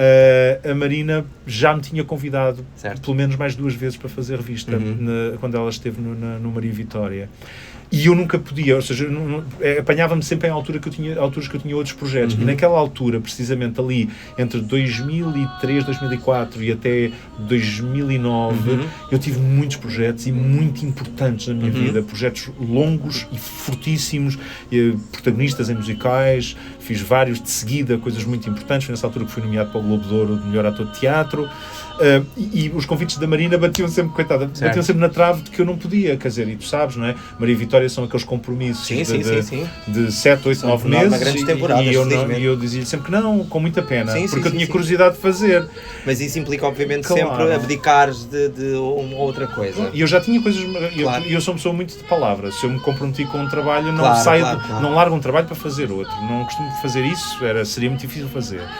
Até que naquele ano, 2009, a Marina telefona-me: olha, Mário, tenho aqui uma situação, nós estamos a fazer uma revista, mas há um ator que vai sair porque vai fazer outra coisa, que lhe apareceu, e queria te perguntar se tu querias vir fazer uma substituição. Portanto, isto foi a meio da carreira daquela revista chamada Piratada à Portuguesa, que estava em cena no início de 2009, e eu por acaso podia. E eu podia, e disse: olha, Marina, vai ser desta, finalmente, pronto. E então lá fui fazer revista para a Maria Vitória, experiência que adorei. Foi uma substituição, mas ainda fiz, apesar de tudo, 3 meses de revista. E à volta de 3 meses. E nessa revista estava a Melanie Gomes. Era uma das pessoas do elenco e, portanto, eu estava solteiro nessa altura. E pronto, nós conhecemos-nos e apaixonámos-nos no palco, não é? No Teatro Maria Vitória, e começámos a namorar no Teatro Maria Vitória, na revista, em 2009.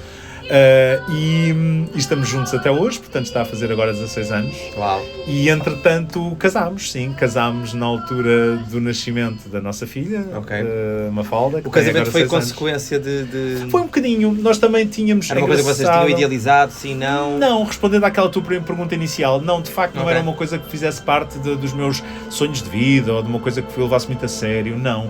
Sempre achei mais importante a relação que tu tens de facto com a outra pessoa. Certo, mais importante do que um papel passado, é mais importante a relação que tu constróis. Acho sim importante o partilhar vida, o viver juntos. A partilha da vida acho de facto muito importante. Agora, se isso tem um papel passado, se tem uma oficialização, isso agora já são outros 500. Conversa. Agora, depois quando ia para nascer a Mafalda, aí achámos, olha, isto é uma boa ocasião para oficializarmos de outra maneira, até por questões legais e tudo mais, e práticas relacionadas muito com o ter uma filha, resolvemos mesmo casar. E antes da Mafalda nascer, vocês estavam já há quanto tempo? 10 anos. Ok. E nesses 10 anos, aqui é uma questão, como é, porque sem querer, pode acontecer ou não, durante esses 10 anos fazerem exatamente os mesmos projetos, ou seja, acabarem por ter os mesmos horários é quase impossível. Vai havendo aqui agendas diferentes, horários diferentes, oportunidades até às vezes cá de férias, tentar conciliar uma ou outra, claro, mas e como é uma relação nas artes?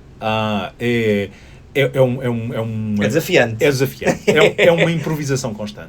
Estamos sempre a improvisar e agora... Mas obriga-se cá também a manterem-se vivos por isso mesmo, sim, não é? Sim, sem dúvida. Eu acho que uma das grandes coisas lindas da nossa profissão é esta coisa, não há monotonia. Certo, sim. Estamos sempre num virote, o nosso horário agora é para o mês que vem é outro, e isso ao mesmo tempo para a relação acho também acaba por não ser mau. Certo. Porque desde que haja de facto respeito, amor, carinho entre as pessoas, partilha, acaba por não ser mau, porque também não há rotina. Na verdade, estás sempre, agora é isto, um bocado é aquilo, agora estamos muito juntos.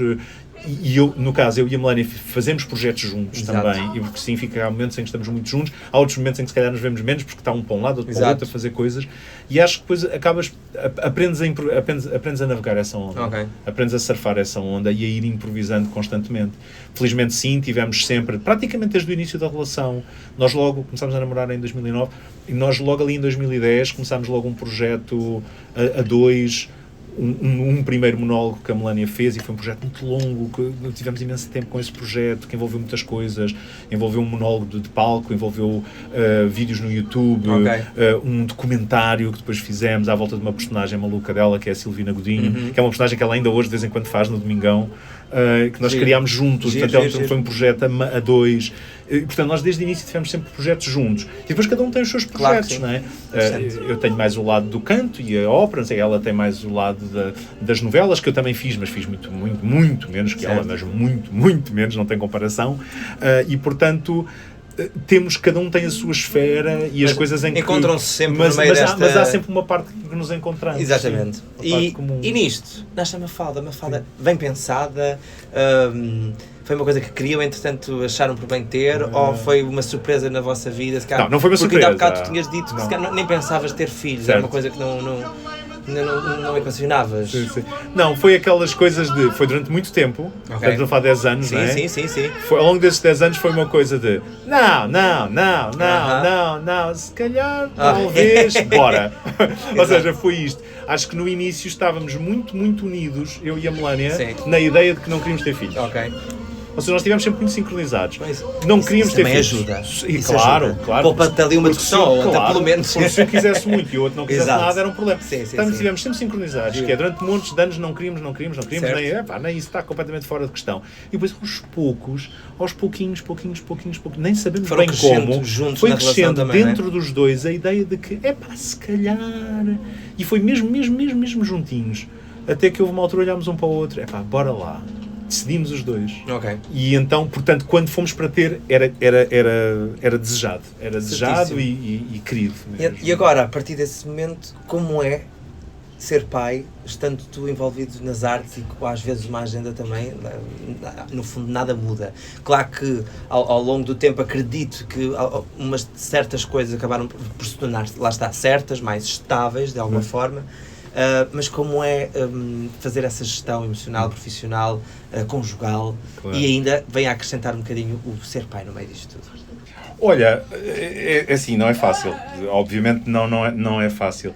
Só se consegue fazer com muita ajuda. Basicamente só se consegue fazer com muita ajuda. Aliás, nós temos falado muitas vezes sobre isto, eu e a Melania, em variedíssimas entrevistas, juntos ou separados, várias vezes temos falado sobre este aspecto.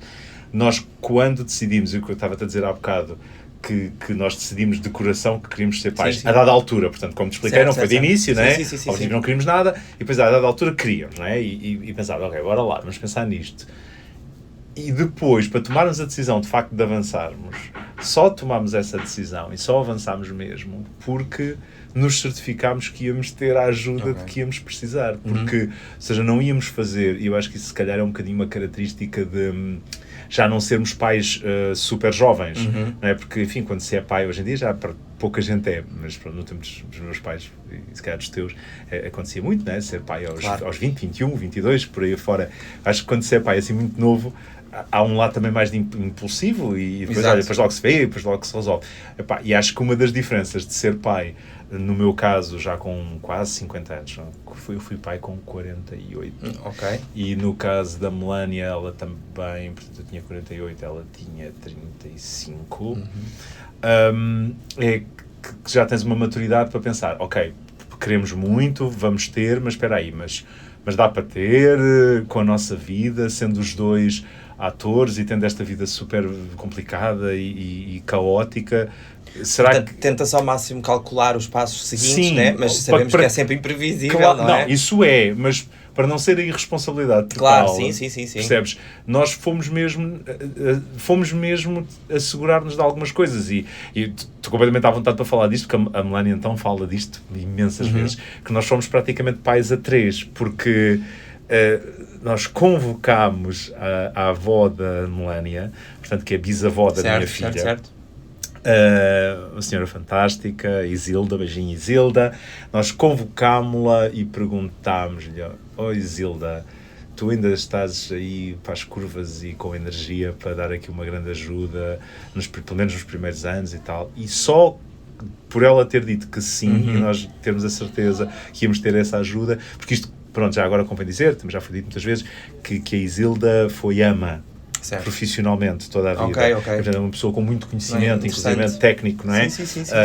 E com experiência própria de ter criado dezenas de crianças. Uau. E viúva, vive sozinha E, portanto, o facto da Isilda se ter prontificado a ajudar-nos no início, e ainda hoje nos ajuda muito, mas principalmente no início, Ainda bem, que bom. Foi inclusivamente viver connosco para a nossa casa durante 2 anos. Olá, Maria! O espetáculo faltam 30 minutos para começar. Isso para nós é que foi decisivo, porque se nós não tivéssemos essa segurança, e depois, claro, os meus pais também ajudam, e os pais da Melania também ajudam, mas se nós não tivéssemos essas ajudas todas, se calhar não nos tínhamos metido nessa aventura, porque é de facto muito complicado. Às vezes estamos ocupados à tarde, às vezes estamos ocupados à noite, às vezes estamos ocupados de manhã. Custava-te, a partir desse momento, começou-te a custar um bocadinho mais esses horários, saber que bolas, queria estar com a minha filha? Sim, custa às vezes um bocadinho, A saber sempre à partida que está super bem entregue, não é? Mas é sempre aquele... Claro, sim. Eu acho que a forma como, tanto eu como a Melania, depois demos um bocadinho a volta a isso, até emocionalmente, foi também certificar-nos que quando podemos estar e que, apesar de tudo, ainda é bastante. Claro, apesar de tudo, ainda conseguimos estar bastante presentes, certificarmos de que quando podemos estar, estamos... mesmo, estamos, que é um tempo de qualidade e que tentamos dar o máximo, o pouco que consigamos estar com a nossa filha, que seja sempre o mais por inteiro possível. Damos um bocadinho a volta por aí e até agora, olha, tem corrido muito bem, tem sido uma experiência maravilhosa e acho que estamos muito contentes com a forma como estamos a criá-la e sentes que cresceste? Mesmo já com 48, não é? Sim, sem dúvida. E até artisticamente, achas que te acrescentou alguma coisa? Ou seja, porque eu não sou pai, não é? Mas acredito, ou também se ouve falar muito, que descobres um novo amor na tua vida, uma zona muito diferente de sentimentos, de emoções, que são características tuas, que se calhar estavam guardadas, mas conheces-te de outra forma, usas isso nas artes, sentiste que houve evolução? Sim. A resposta é sim. Evolução não sei se é a palavra, mas que efetivamente tu descobres abres outras gavetas. Exato. Descobres outras coisas que te vão influenciar muito como pessoa e como artista, porque nós trabalhamos com a nossa própria matéria-prima, é o nosso ser, não é? Isso sem dúvida, e é absolutamente verdade. Eu também pude confirmar todas essas coisas que eu também já tinha, esses mitos que eu já tinha ouvido, pude confirmar que de facto nada nos prepara para o que é a sensação de ser pai, de ter um filho. E a Mafalda, sendo filha de artistas, tu sentes que há ali qualquer coisa também? Está no gene? Olha, nos genes dela. Como é que eu ia dizer? Nós optámos por ter uma atitude, tanto eu como a Melania, porque nós fazemos tudo muito em conjunto e sempre tentando estar coordenados. Nós optámos por ter uma atitude que é não... Como é que eu ia te explicar? Não é empurrar para nada e também não a privar de nada. Ou seja, termos sempre uma postura como se a nossa profissão é uma profissão perfeitamente normal. Sim. Sempre. Ou seja, pronto, olha, o pai vai para o teatro, ou a mamãe foi para a televisão, e de vez em quando a Mafalda vê a mãe na televisão, olha, a mamãe fez aquele personagem.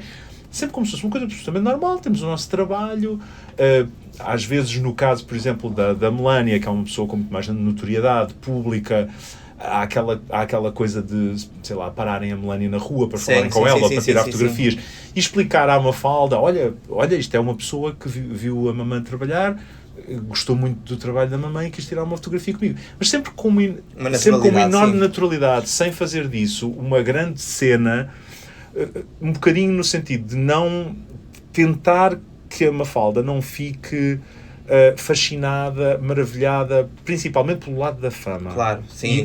E isso acho que é um esforço que a gente faz. Também deixá-la ela processar isso, né? Ser ela a conhecer. Ela que queira ser o que ela quiser ser. Mas, por exemplo, imagina... Mas existem características tipo notórias há coisas que a gente vai vendo, que às vezes olhamos um para o outro e dizemos ui, está destinado, que isto agora sabe, já está a descambar. E é muito natural, porque nós, justamente, como somos artistas, às vezes ficou a sensação que são os pais que não são artistas é que empurram muito os filhos às vezes com essas coisas. Percebes o que quer dizer? Claro. Empurram muito a coisa. Olha, está ali, vai, pega naquele microfone, não queres cantar? Olha, que os senhores estão a ver. Não sei o quê. E nós, não somos artistas, não fazemos nada disso. Ela é que naturalmente, por exemplo, se vê um palco, salta logo para cima do palco, começa a dançar, adora estar num sítio que possa ser vista, agora já começa a cantar também, gosta de imitar vozes, gosta de imitar coisas que vê. E nós, pronto, achamos graça e reagimos naturalmente, mas não a empurramos de todo. Isso é que de certeza não fazemos. Aquela coisa de és fantástica, tens que ser cantora, ou tens que ser atriz, ou tens que ser bailarina. Não, isso nós nunca faremos, porque ela é demasiado nova para isso ainda. Ou seja, ela descobrirá o caminho dela. Se for o caminho das artes, a única coisa que eu peço, e que eu me esforçarei, e acho que a Melania está completamente comigo nisso, é que não seja por uma atração pela fama, pela notoriedade, claro. Porque isso muitas vezes é uma ilusão. É uma ilusão muito grande e é mesmo. Um sinal, às vezes, de fraca autoestima, Sim, e de ir à procura de qualquer coisa, de uma validação. Se for isso, eu ficarei um bocadinho mais triste, digamos assim, mais preocupado. Se for porque genuinamente quer-se exprimir e quer-se exprimir daquela maneira e se sente bem ali, aí ok, o que seja. Interessantíssimo. Agora, quer dizer, percebo perfeitamente, claro que sim. Mas por aí, agora, sim, se que eu noto algumas coisas nela, e acho que é um bocadinho inevitável, porque assim, lá em casa nós estamos sempre na palhaçada. Nós falamos muito, fazemos muita palhaçada um com o outro, eu e a Melania. A nossa vida é um permanente teatro, estamos sempre a fazer piadas, estamos sempre a fazer sketches, um com o outro, naturalmente, não é? Aquela coisa de parvos. Isso estimula muito eu uma canto criança. muito em casa, como também é natural. As artes é altamente estimulante. E, portanto, ela está ali, exatamente. E, portanto, ela está a absorver aquilo. Agora, e naturalmente. Nós não fazemos nada de género, olha, anda cá fazer isto connosco. Claro. Não, isso não fazemos, percebes? Agora, que ela está metida nisso, e se ela às vezes faz alguma coisa que tem graça, a gente ri-se imenso. E, portanto, isso também... E ela também já começa a achar muita graça. Claro. Ou a achar um piada. Por aqui. Exatamente. Ela já tem aquelas coisas, depois repete, tipo os grandes êxitos dela, não é? Já sabe que aquela careta, ou aquela frase que ela diz e não sei o que aquilo tem graça. Pronto. Pegando aqui na Mafalda, que representa uma geração nova, não é? Certo. A crescer e a desenvolver-se, eu vou fazer uma ligação aqui também um bocadinho ao Fátima, porque, sem querer, este projeto, felizmente, conseguiu também trazer muita gente nova, que ou se acabou de estrear, ou estreou-se há pouco tempo, começou recentemente nas artes, e eu acho a importância e o interesse que tem aliar as diferentes gerações num projeto só, porque acho mesmo que aprendemos todos com isso, todos. Podes ter estreado há 20, 30 anos ou com alguém que acaba de estrear. Acho que é sempre uma aprendizagem, uma partilha, uma troca. Ainda assim, fazendo esta ponte entre as novas gerações e tu que já estás nas artes há algum tempo, e felizmente também em ramos distintos das artes, que conselho dás a alguém que quer muito experienciar e fazer da sua vida o mundo das artes? Que conselho é que tu darias? Que pergunta pesada. Há tantos conselhos que se podia dar. Não que eu me acho ninguém em especial para dar conselhos a ninguém. Mas tem experiência. Mas, sim. É inevitável. Eu diria que... E já muitos novos também já passaram por ti e hoje se cá já têm 10, 15, 20 anos de carreira, não é? Sim. Quando digo passaram por ti, não só tu se cá a ensinar, a dirigir, mas sem também como partilha de interpretação. Sem dúvida, e até a nível de formação, também tive algumas experiências de dar formação a gerações jovens. Eu acho que há um conselho que talvez resuma tudo, ou resuma uma parte importante, que é, se vêm para isto, e quando eu digo isto, lá está, no meu caso, eu posso falar aqui de várias áreas, não é? O teatro, a música, o canto, se calhar a dança também, embora seja a área que eu conheço pior, mas acho que dá para o mesmo, adapta-se à mesma ideia. Se vêm para isto, venham de coração, venham porque é mesmo aqui que se sentem bem, e venham preparados para tudo. Venham de braços abertos, de coração aberto para o falhanço, porque ele pode acontecer. Não venham a pensar que nada está garantido ou que nada vos é devido, porque não é. E eu lembro-me que quando eu tomei, voltando agora um bocadinho atrás na nossa conversa, quando eu tomei efetivamente a decisão E lembra-te, eu estava no curso de Direito, não é? Sim. E quando eu tomei a decisão, o que eu quero mesmo ser é ator, eu vou ganhar a vida a ser ator, de lá para onde der. Eu lembro que uma das coisas que e isto nos anos 90, que é bem diferente do que é agora, eu lembro de uma das coisas que eu pensei com muita seriedade para mim, foi, pronto, eu acabo de tomar uma decisão de ser pobre. Lembro perfeitamente de ter pensado isto. E eu vinha de uma família que era de classe média alta até, inclusivamente, e portanto eu vivia bem. E eu lembro-me perfeitamente de ter pensado, ok, eu acabo de tomar uma decisão de coração e consciente de que eu não vou ter muito dinheiro. Ok. Porque pensei, ponto 1, porque não é para isso que eu estou a ir para o teatro. Ou seja, eu não certo, estou a ir certo. para o teatro com uma mentalidade que, olha, aqui está uma área porreira para um gajo ganhar a vida, olha, com facilidade. Pode correr muito bem, às vezes, atenção, mas isso é outra parte que eu já lá irei. Ou seja, mas também tudo pode ser muito efêmero, mas não é para aí que não é esse o raciocínio que leva ao teatro. Acho eu, não é? Ou seja, a pessoa... Uma coisa é a pessoa dizer, olha, eu vou para dentista ou para arquiteto ou não sei o quê, porque é uma área onde se ganha bem e eu não me interessa muito o que é que eu estou a fazer, eu quero é ter dinheiro. Se tu fores esse género de pessoa, eu acho que tu não vais para o teatro, porque não é propriamente aquela área que a primeira coisa que vem à cabeça montes de dinheiro. Vais ganhar, vais ter uma vida do caraças. Não é? Não era por isso que eu estava aí para o teatro. Certo. E eu olhava à minha volta e eu via, a maior parte das pessoas que vão para o teatro não vão ter muito sucesso. Não vão ter muito sucesso. É um bocadinho como os futebolistas. Nós pensamos nos futebolistas, pensamos no Cristiano Ronaldo, pensamos nos jogadores que estão no Sporting, no Benfica, no Porto, não sei o quê. E depois quando olhamos para todos os futebolistas, só em Portugal, já não vou para o mundo, não é? Só em Portugal, os jogadores que jogam, por exemplo, na primeira divisão, são uma pequena percentagem da quantidade de jogadores profissionais de futebol que existem em Portugal. Porque há os que jogam na segunda divisão, na terceira divisão, no Campeonato de Portugal, não sei o quê. A maior parte, a grande maioria dos jogadores de futebol é malta que vai ganhar salários muito médios, estás a ver? E que, na por cima, vão ter uma carreira muito curta, vão ter uma vida muito difícil, com muitas dificuldades. Não pensem que vamos ser todos Cristianos Ronaldo. Claro, e no teatro é a mesma coisa. E, portanto, acho que isto voltando à questão do conselho, acho que se as pessoas vêm para aqui e as suas referências são o Diogo Infante, sei lá, a Sofia Ribeiro, isto para tocar aqui em várias coisas, o Albano Jerónimo, se as pessoas pensam que é isso, estão um bocadinho enganados, não venham para aqui. Ok, entendo. Percebes? Este é o meu principal conselho. Entendo a ideia, Porque se vocês entrarem como eu entrei, quando tomei a minha decisão, se vocês entrarem a pensar, pronto, decidi que vou ser pobre, não quero estar aqui a insultar os verdadeiros pobres, mas remediado. Eu entendo. E vou viver com dificuldades. Se calhar vou usar esta expressão que é mais correta. Nós estamos fartos nesta entrevista até falar da incerteza. Pronto, que existe tomei aqui uma área, decisão. Tomei aqui uma decisão na minha vida que é de viver com dificuldades. Pronto. Mas tomei a decisão porque eu amo isto. Certo. Porque eu estou apaixonado por isto. Depois tive a sorte, e todos os dias agradeço, seja a que for, que eu não sou crente, mas agradeço ao universo ter-me abençoado com eu ter conseguido fazer uma vida muito boa a fazer só aquilo que eu gosto. Mas isso é uma sorte. Isso é uma sorte. Sim, sem dúvida. E a sorte, e o meu trabalho, e o meu talento, tudo bem. Mas é sorte. As pessoas que vêm para aqui, é o meu maior conselho. Também é quando vier do teu trabalho, claro, do teu esforço, sem dúvida. Obviamente. Mas se a pessoa partir logo dessa base, depois tudo o que vier a mais é por acréscimo. Claro. Estás a perceber Sim, qual é a minha lógica? Sim. Por isso, eu acho, o meu maior conselho para quem vem para isto é venham por paixão. Venham por paixão e abandonem tudo à porta, como diziam, a porta do inferno de Dante, não é? Abandonem tudo à porta de todos os que entram.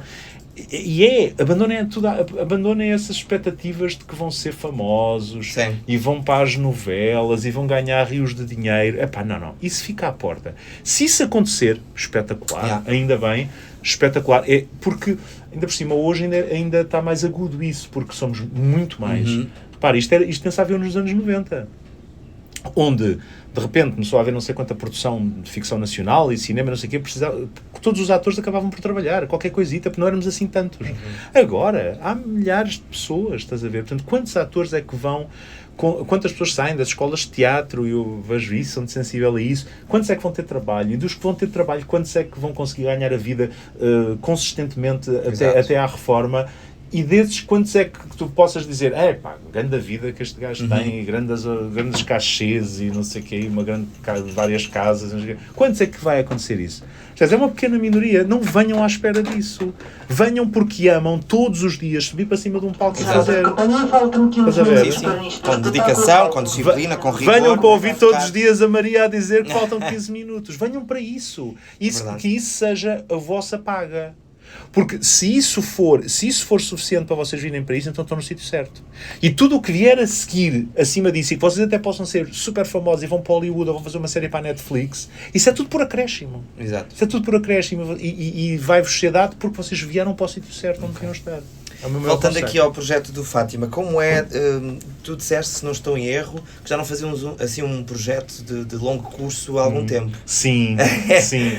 Como foi voltar a fazer? Olha, e principalmente aqui no Politeama, porque lá está também, finalmente vieste parar ao palco do Politeama. Foi muito bom. A experiência, resumindo assim esta experiência, o que é que nos podias dizer? Foi muito bom, foi tudo isso que estás a dizer, ou seja, foi por um lado esta sensação de finalmente, ao fim de tantos anos, no fundo 25 anos praticamente desde o primeiro convite do Filipe, praticamente 25 anos depois, desde esses primeiros convites para o Amália, finalmente conseguir trabalhar com o Filipe num projeto pronto, sem ser uma gala ou uma coisa qualquer, aqui no Politeama, um projeto feito de raiz. Eu também já não estava num projeto destes de longo curso basicamente desde o Maria Vitória, desde a revista, onde apesar de tudo eu também entrei numa substituição, mas acabei por só fazer 3 meses, sim, para aí de carreira, porque também, como tu sabes, hoje em dia a produção de teatro é muito diferente. Claro, portanto, eu tenho participado em muitos projetos de teatro, mas normalmente são coisas mais pequenas, quando muito se tem um mês de carreira, às vezes é muito, às vezes são aquelas coisas.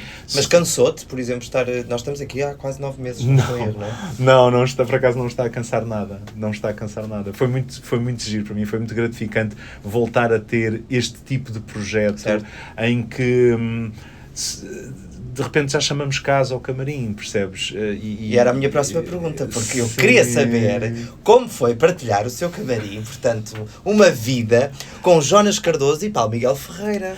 Porque foi escolhido a dedo, desculpa, não podia ter calhado melhor.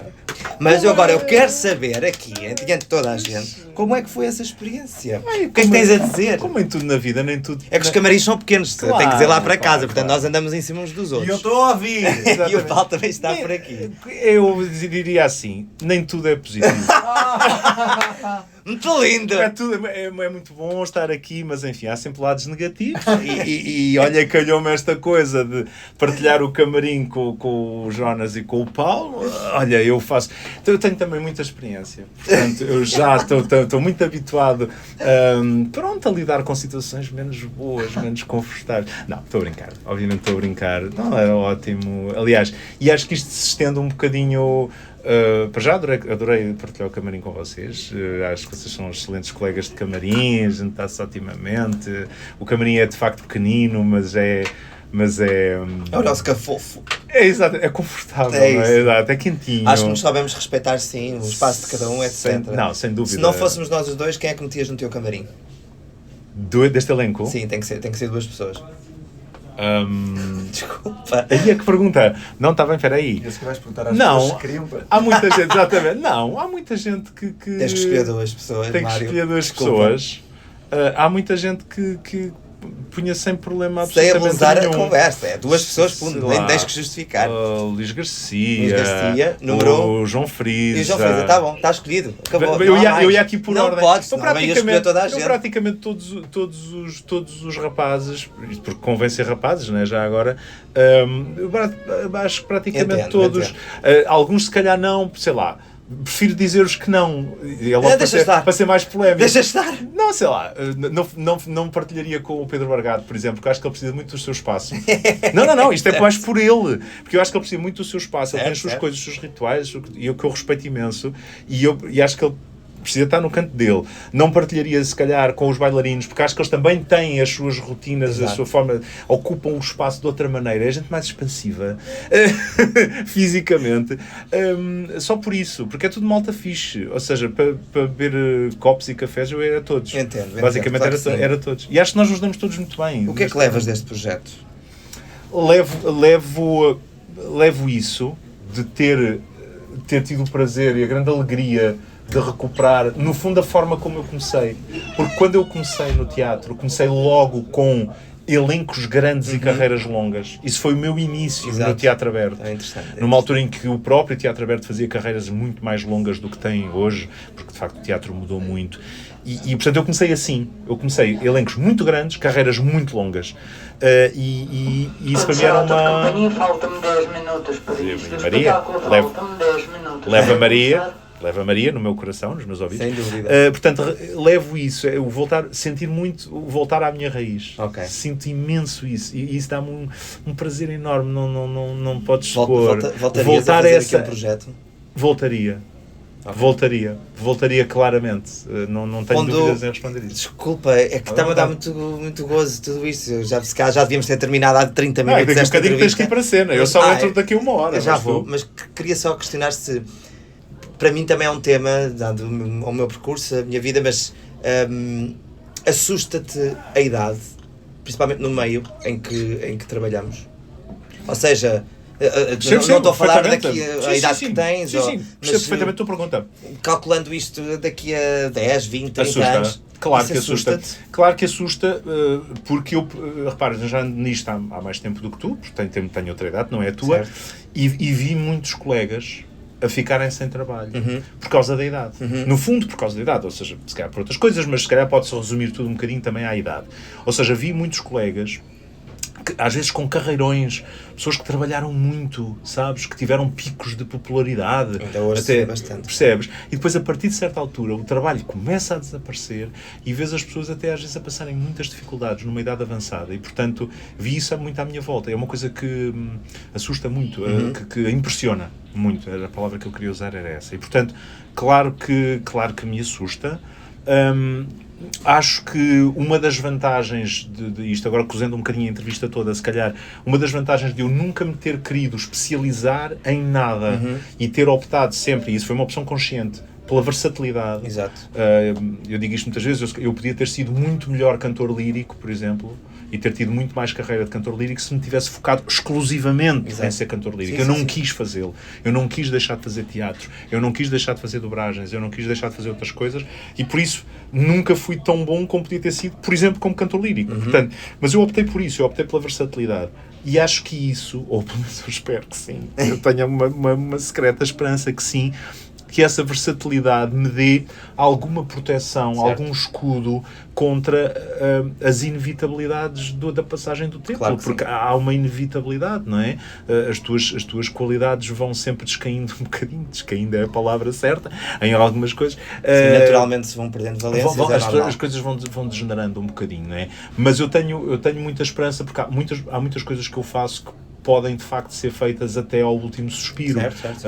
Desde a encenação, por exemplo, até mesmo as próprias dobragens, porque há sempre espaço para vozes mais maduras, o teatro, obviamente, mesmo na área do canto, eu tenho muita esperança de que, com os cuidados que eu tenho, com a forma saudável como eu tento viver, tenho muita esperança que a minha voz se mantenha, digamos, utilizável e razoável, pelo menos durante muito tempo e até uma idade muito avançada. Tenho alguns exemplos que respeito muito e que admiro muito, por exemplo, o meu querido amigo Carlos Guilherme, o grande tenor português, que tem a idade do meu pai, basicamente, portanto, no fundo tem 80 anos e ainda hoje canta maravilhosamente, e ainda tem carreira, e ainda faz concertos, e ainda faz óperas, e isso é o meu objetivo, é conseguir, eu gostava de morrer a trabalhar. Ou seja, eu gostava de trabalhar até à última mesmo. Entendo. Mas para responder à tua pergunta, sim, assusta-me. Claro que sim. Como é óbvio. Claro que sim. Como é óbvio, porque tu vês à tua volta e tu vês que isso acontece, não é? E pensas, uau, como é que vai ser? Depois, quando a memória já não for tão boa, quando a voz já não for tão boa, quando o corpo já não responder tão bem, não é? Como assusta, é uma vida mas complicada a nossa vida. Mantens-te firme, não é? Não, estou super assustando-nos firme, a todos. Firme. Mas sabes que isso é uma das coisas que ajuda, é uma das vantagens, entre outras milhões e profundíssimas, mas é outra das vantagens de ter uma filha de 6 anos quando tens 54, que é o meu caso, que é, obriga-te a ser a mais jovem. obriga-te a manter-te jovem e obriga-te a manter-te saudável. Exato. Porque tens sempre no pensamento... Trazer aquela criança que ainda vive dentro de ti, não é? Não, e eu tenho que estar disponível Exatamente. fisicamente, mentalmente, Exato. emocionalmente, para estar com a minha filha. E estar com a minha filha agora, e estar com a minha filha quando ela tiver 15 e quando ela tiver 20. Eu tenho que lá estar para ela. E, portanto, isso é uma motivação extraordinária para eu tentar manter-me saudável, Exatamente. em forma, cuidar de mim, cuidar de tudo, para que eu possa estar lá. Percebes? Deixa de ser uma motivação tão egoísta que nós temos sempre, que é a coisa de sermos mais bonitos, sermos mais... Pronto. Deixa de ser essa motivação e passa a ser uma motivação já exterior para os outros, neste caso para a minha filha. Mário, obrigado. Não vais fazer aquela pergunta. Pois pergunta é então, obrigatória. Só depois as pessoas lá em casa olha perguntar. Estava completamente já deliciado com este fim. Até porque eu nem sequer sei o que é que eu vou responder. Então juro. eu vou dizer. Não, por acaso. A pergunta aqui, a tradicional, começa-se com uma e acaba-se com outra, que é: neste musical, o Fátima Opera Rock, se pudesse escolher outra personagem qualquer, não é? Sem qualquer constrangimento aqui de géneros ou de idade, quem é que escolherias? Qual o personagem que escolherias fazer no musical? Pronto, Sem ser, obviamente, o Bispo. Não, obviamente. Não, eu estava a mentir quando disse não sabia o que é que ia responder. Sei porque já pensei nisso, né? Quando imaginei essa pergunta Claro. para fazer aos outros, pensei logo, Naturalmente. se me perguntassem a mim o que é que eu dizia, e eu sei perfeitamente qual era. Era o Basófia. Era o Basófia, porque as pessoas às vezes não me veem muito assim, e é verdade que eu não faço assim muitas coisas nessa área, mas eu gosto muito de comédia. Ok. Eu adoro comédia, eu adoro papéis cómicos. E pronto, a vida levou-me, se calhar pelas minhas características físicas ou pelas características da minha voz, Exato. porque tenho uma voz muito séria, e, não é? A vida levou-me muito para outro tipo de papéis, ou para vilões, ou para personagens muito densas, ou muito também importantes. os rótulos do meio não é Sim, uma coisa mas, que às vezes lá se consegue ir mas tirando eu um ao outro. Eu Atenção. não levo a mal. Eu acho que nós também temos que aprender a aceitar as características que temos claro. e que projetamos para fora. E saber usá-las. Claro, e se tu tens, por exemplo, no meu caso, se tu tens uma voz que é imponente, forte, que impõe respeito, tu sabes que se calhar vais ser levado para determinados papéis. Tudo bem, é abraçar. Mas eu tenho um cómico dentro de mim, digamos assim, gosto muito de comédia e adorava fazer, por exemplo, o Basófia, que é um papel cómico. Então, quiçá um dia, Quiçá. Fátima Opera Rock 2 e eu, em vez de Bispo Leiria, um grande Basófia. Olha, quem sabe. Mário, obrigado por este projeto do Confessionário do Bispo. Espero que tenhas gostado de vir aqui ao Confessionário agora com o jornalista. Obrigado por me teres confessado, porque alguém tinha que me confessar, não me podia confessar a mim próprio. Espero ter estado à altura nesta entrevista. Eu gostei muito de te ouvir, fiquei a conhecer-te muito melhor, sem dúvida, e espero que também tenham gostado bastante quem nos está a ouvir. Obrigado por toda esta iniciativa. Obrigado. E gostei muito de partilhar o camarim aqui com o Mário Redondo. Bravo! E assim termina mais um episódio do Confessionário do Sr. Bispo, um podcast informal e artesanal com a melhor banda sonora possível. Os bastidores fervilhantes de Fátima Opera Rock, às vezes mais barulhentos, às vezes mais silenciosos, muitas vezes caóticos, mas sempre cheios de amor pelo teatro. O meu nome é Mário Redondo e espero-vos brevemente num novo episódio do Confessionário do Sr. Bispo.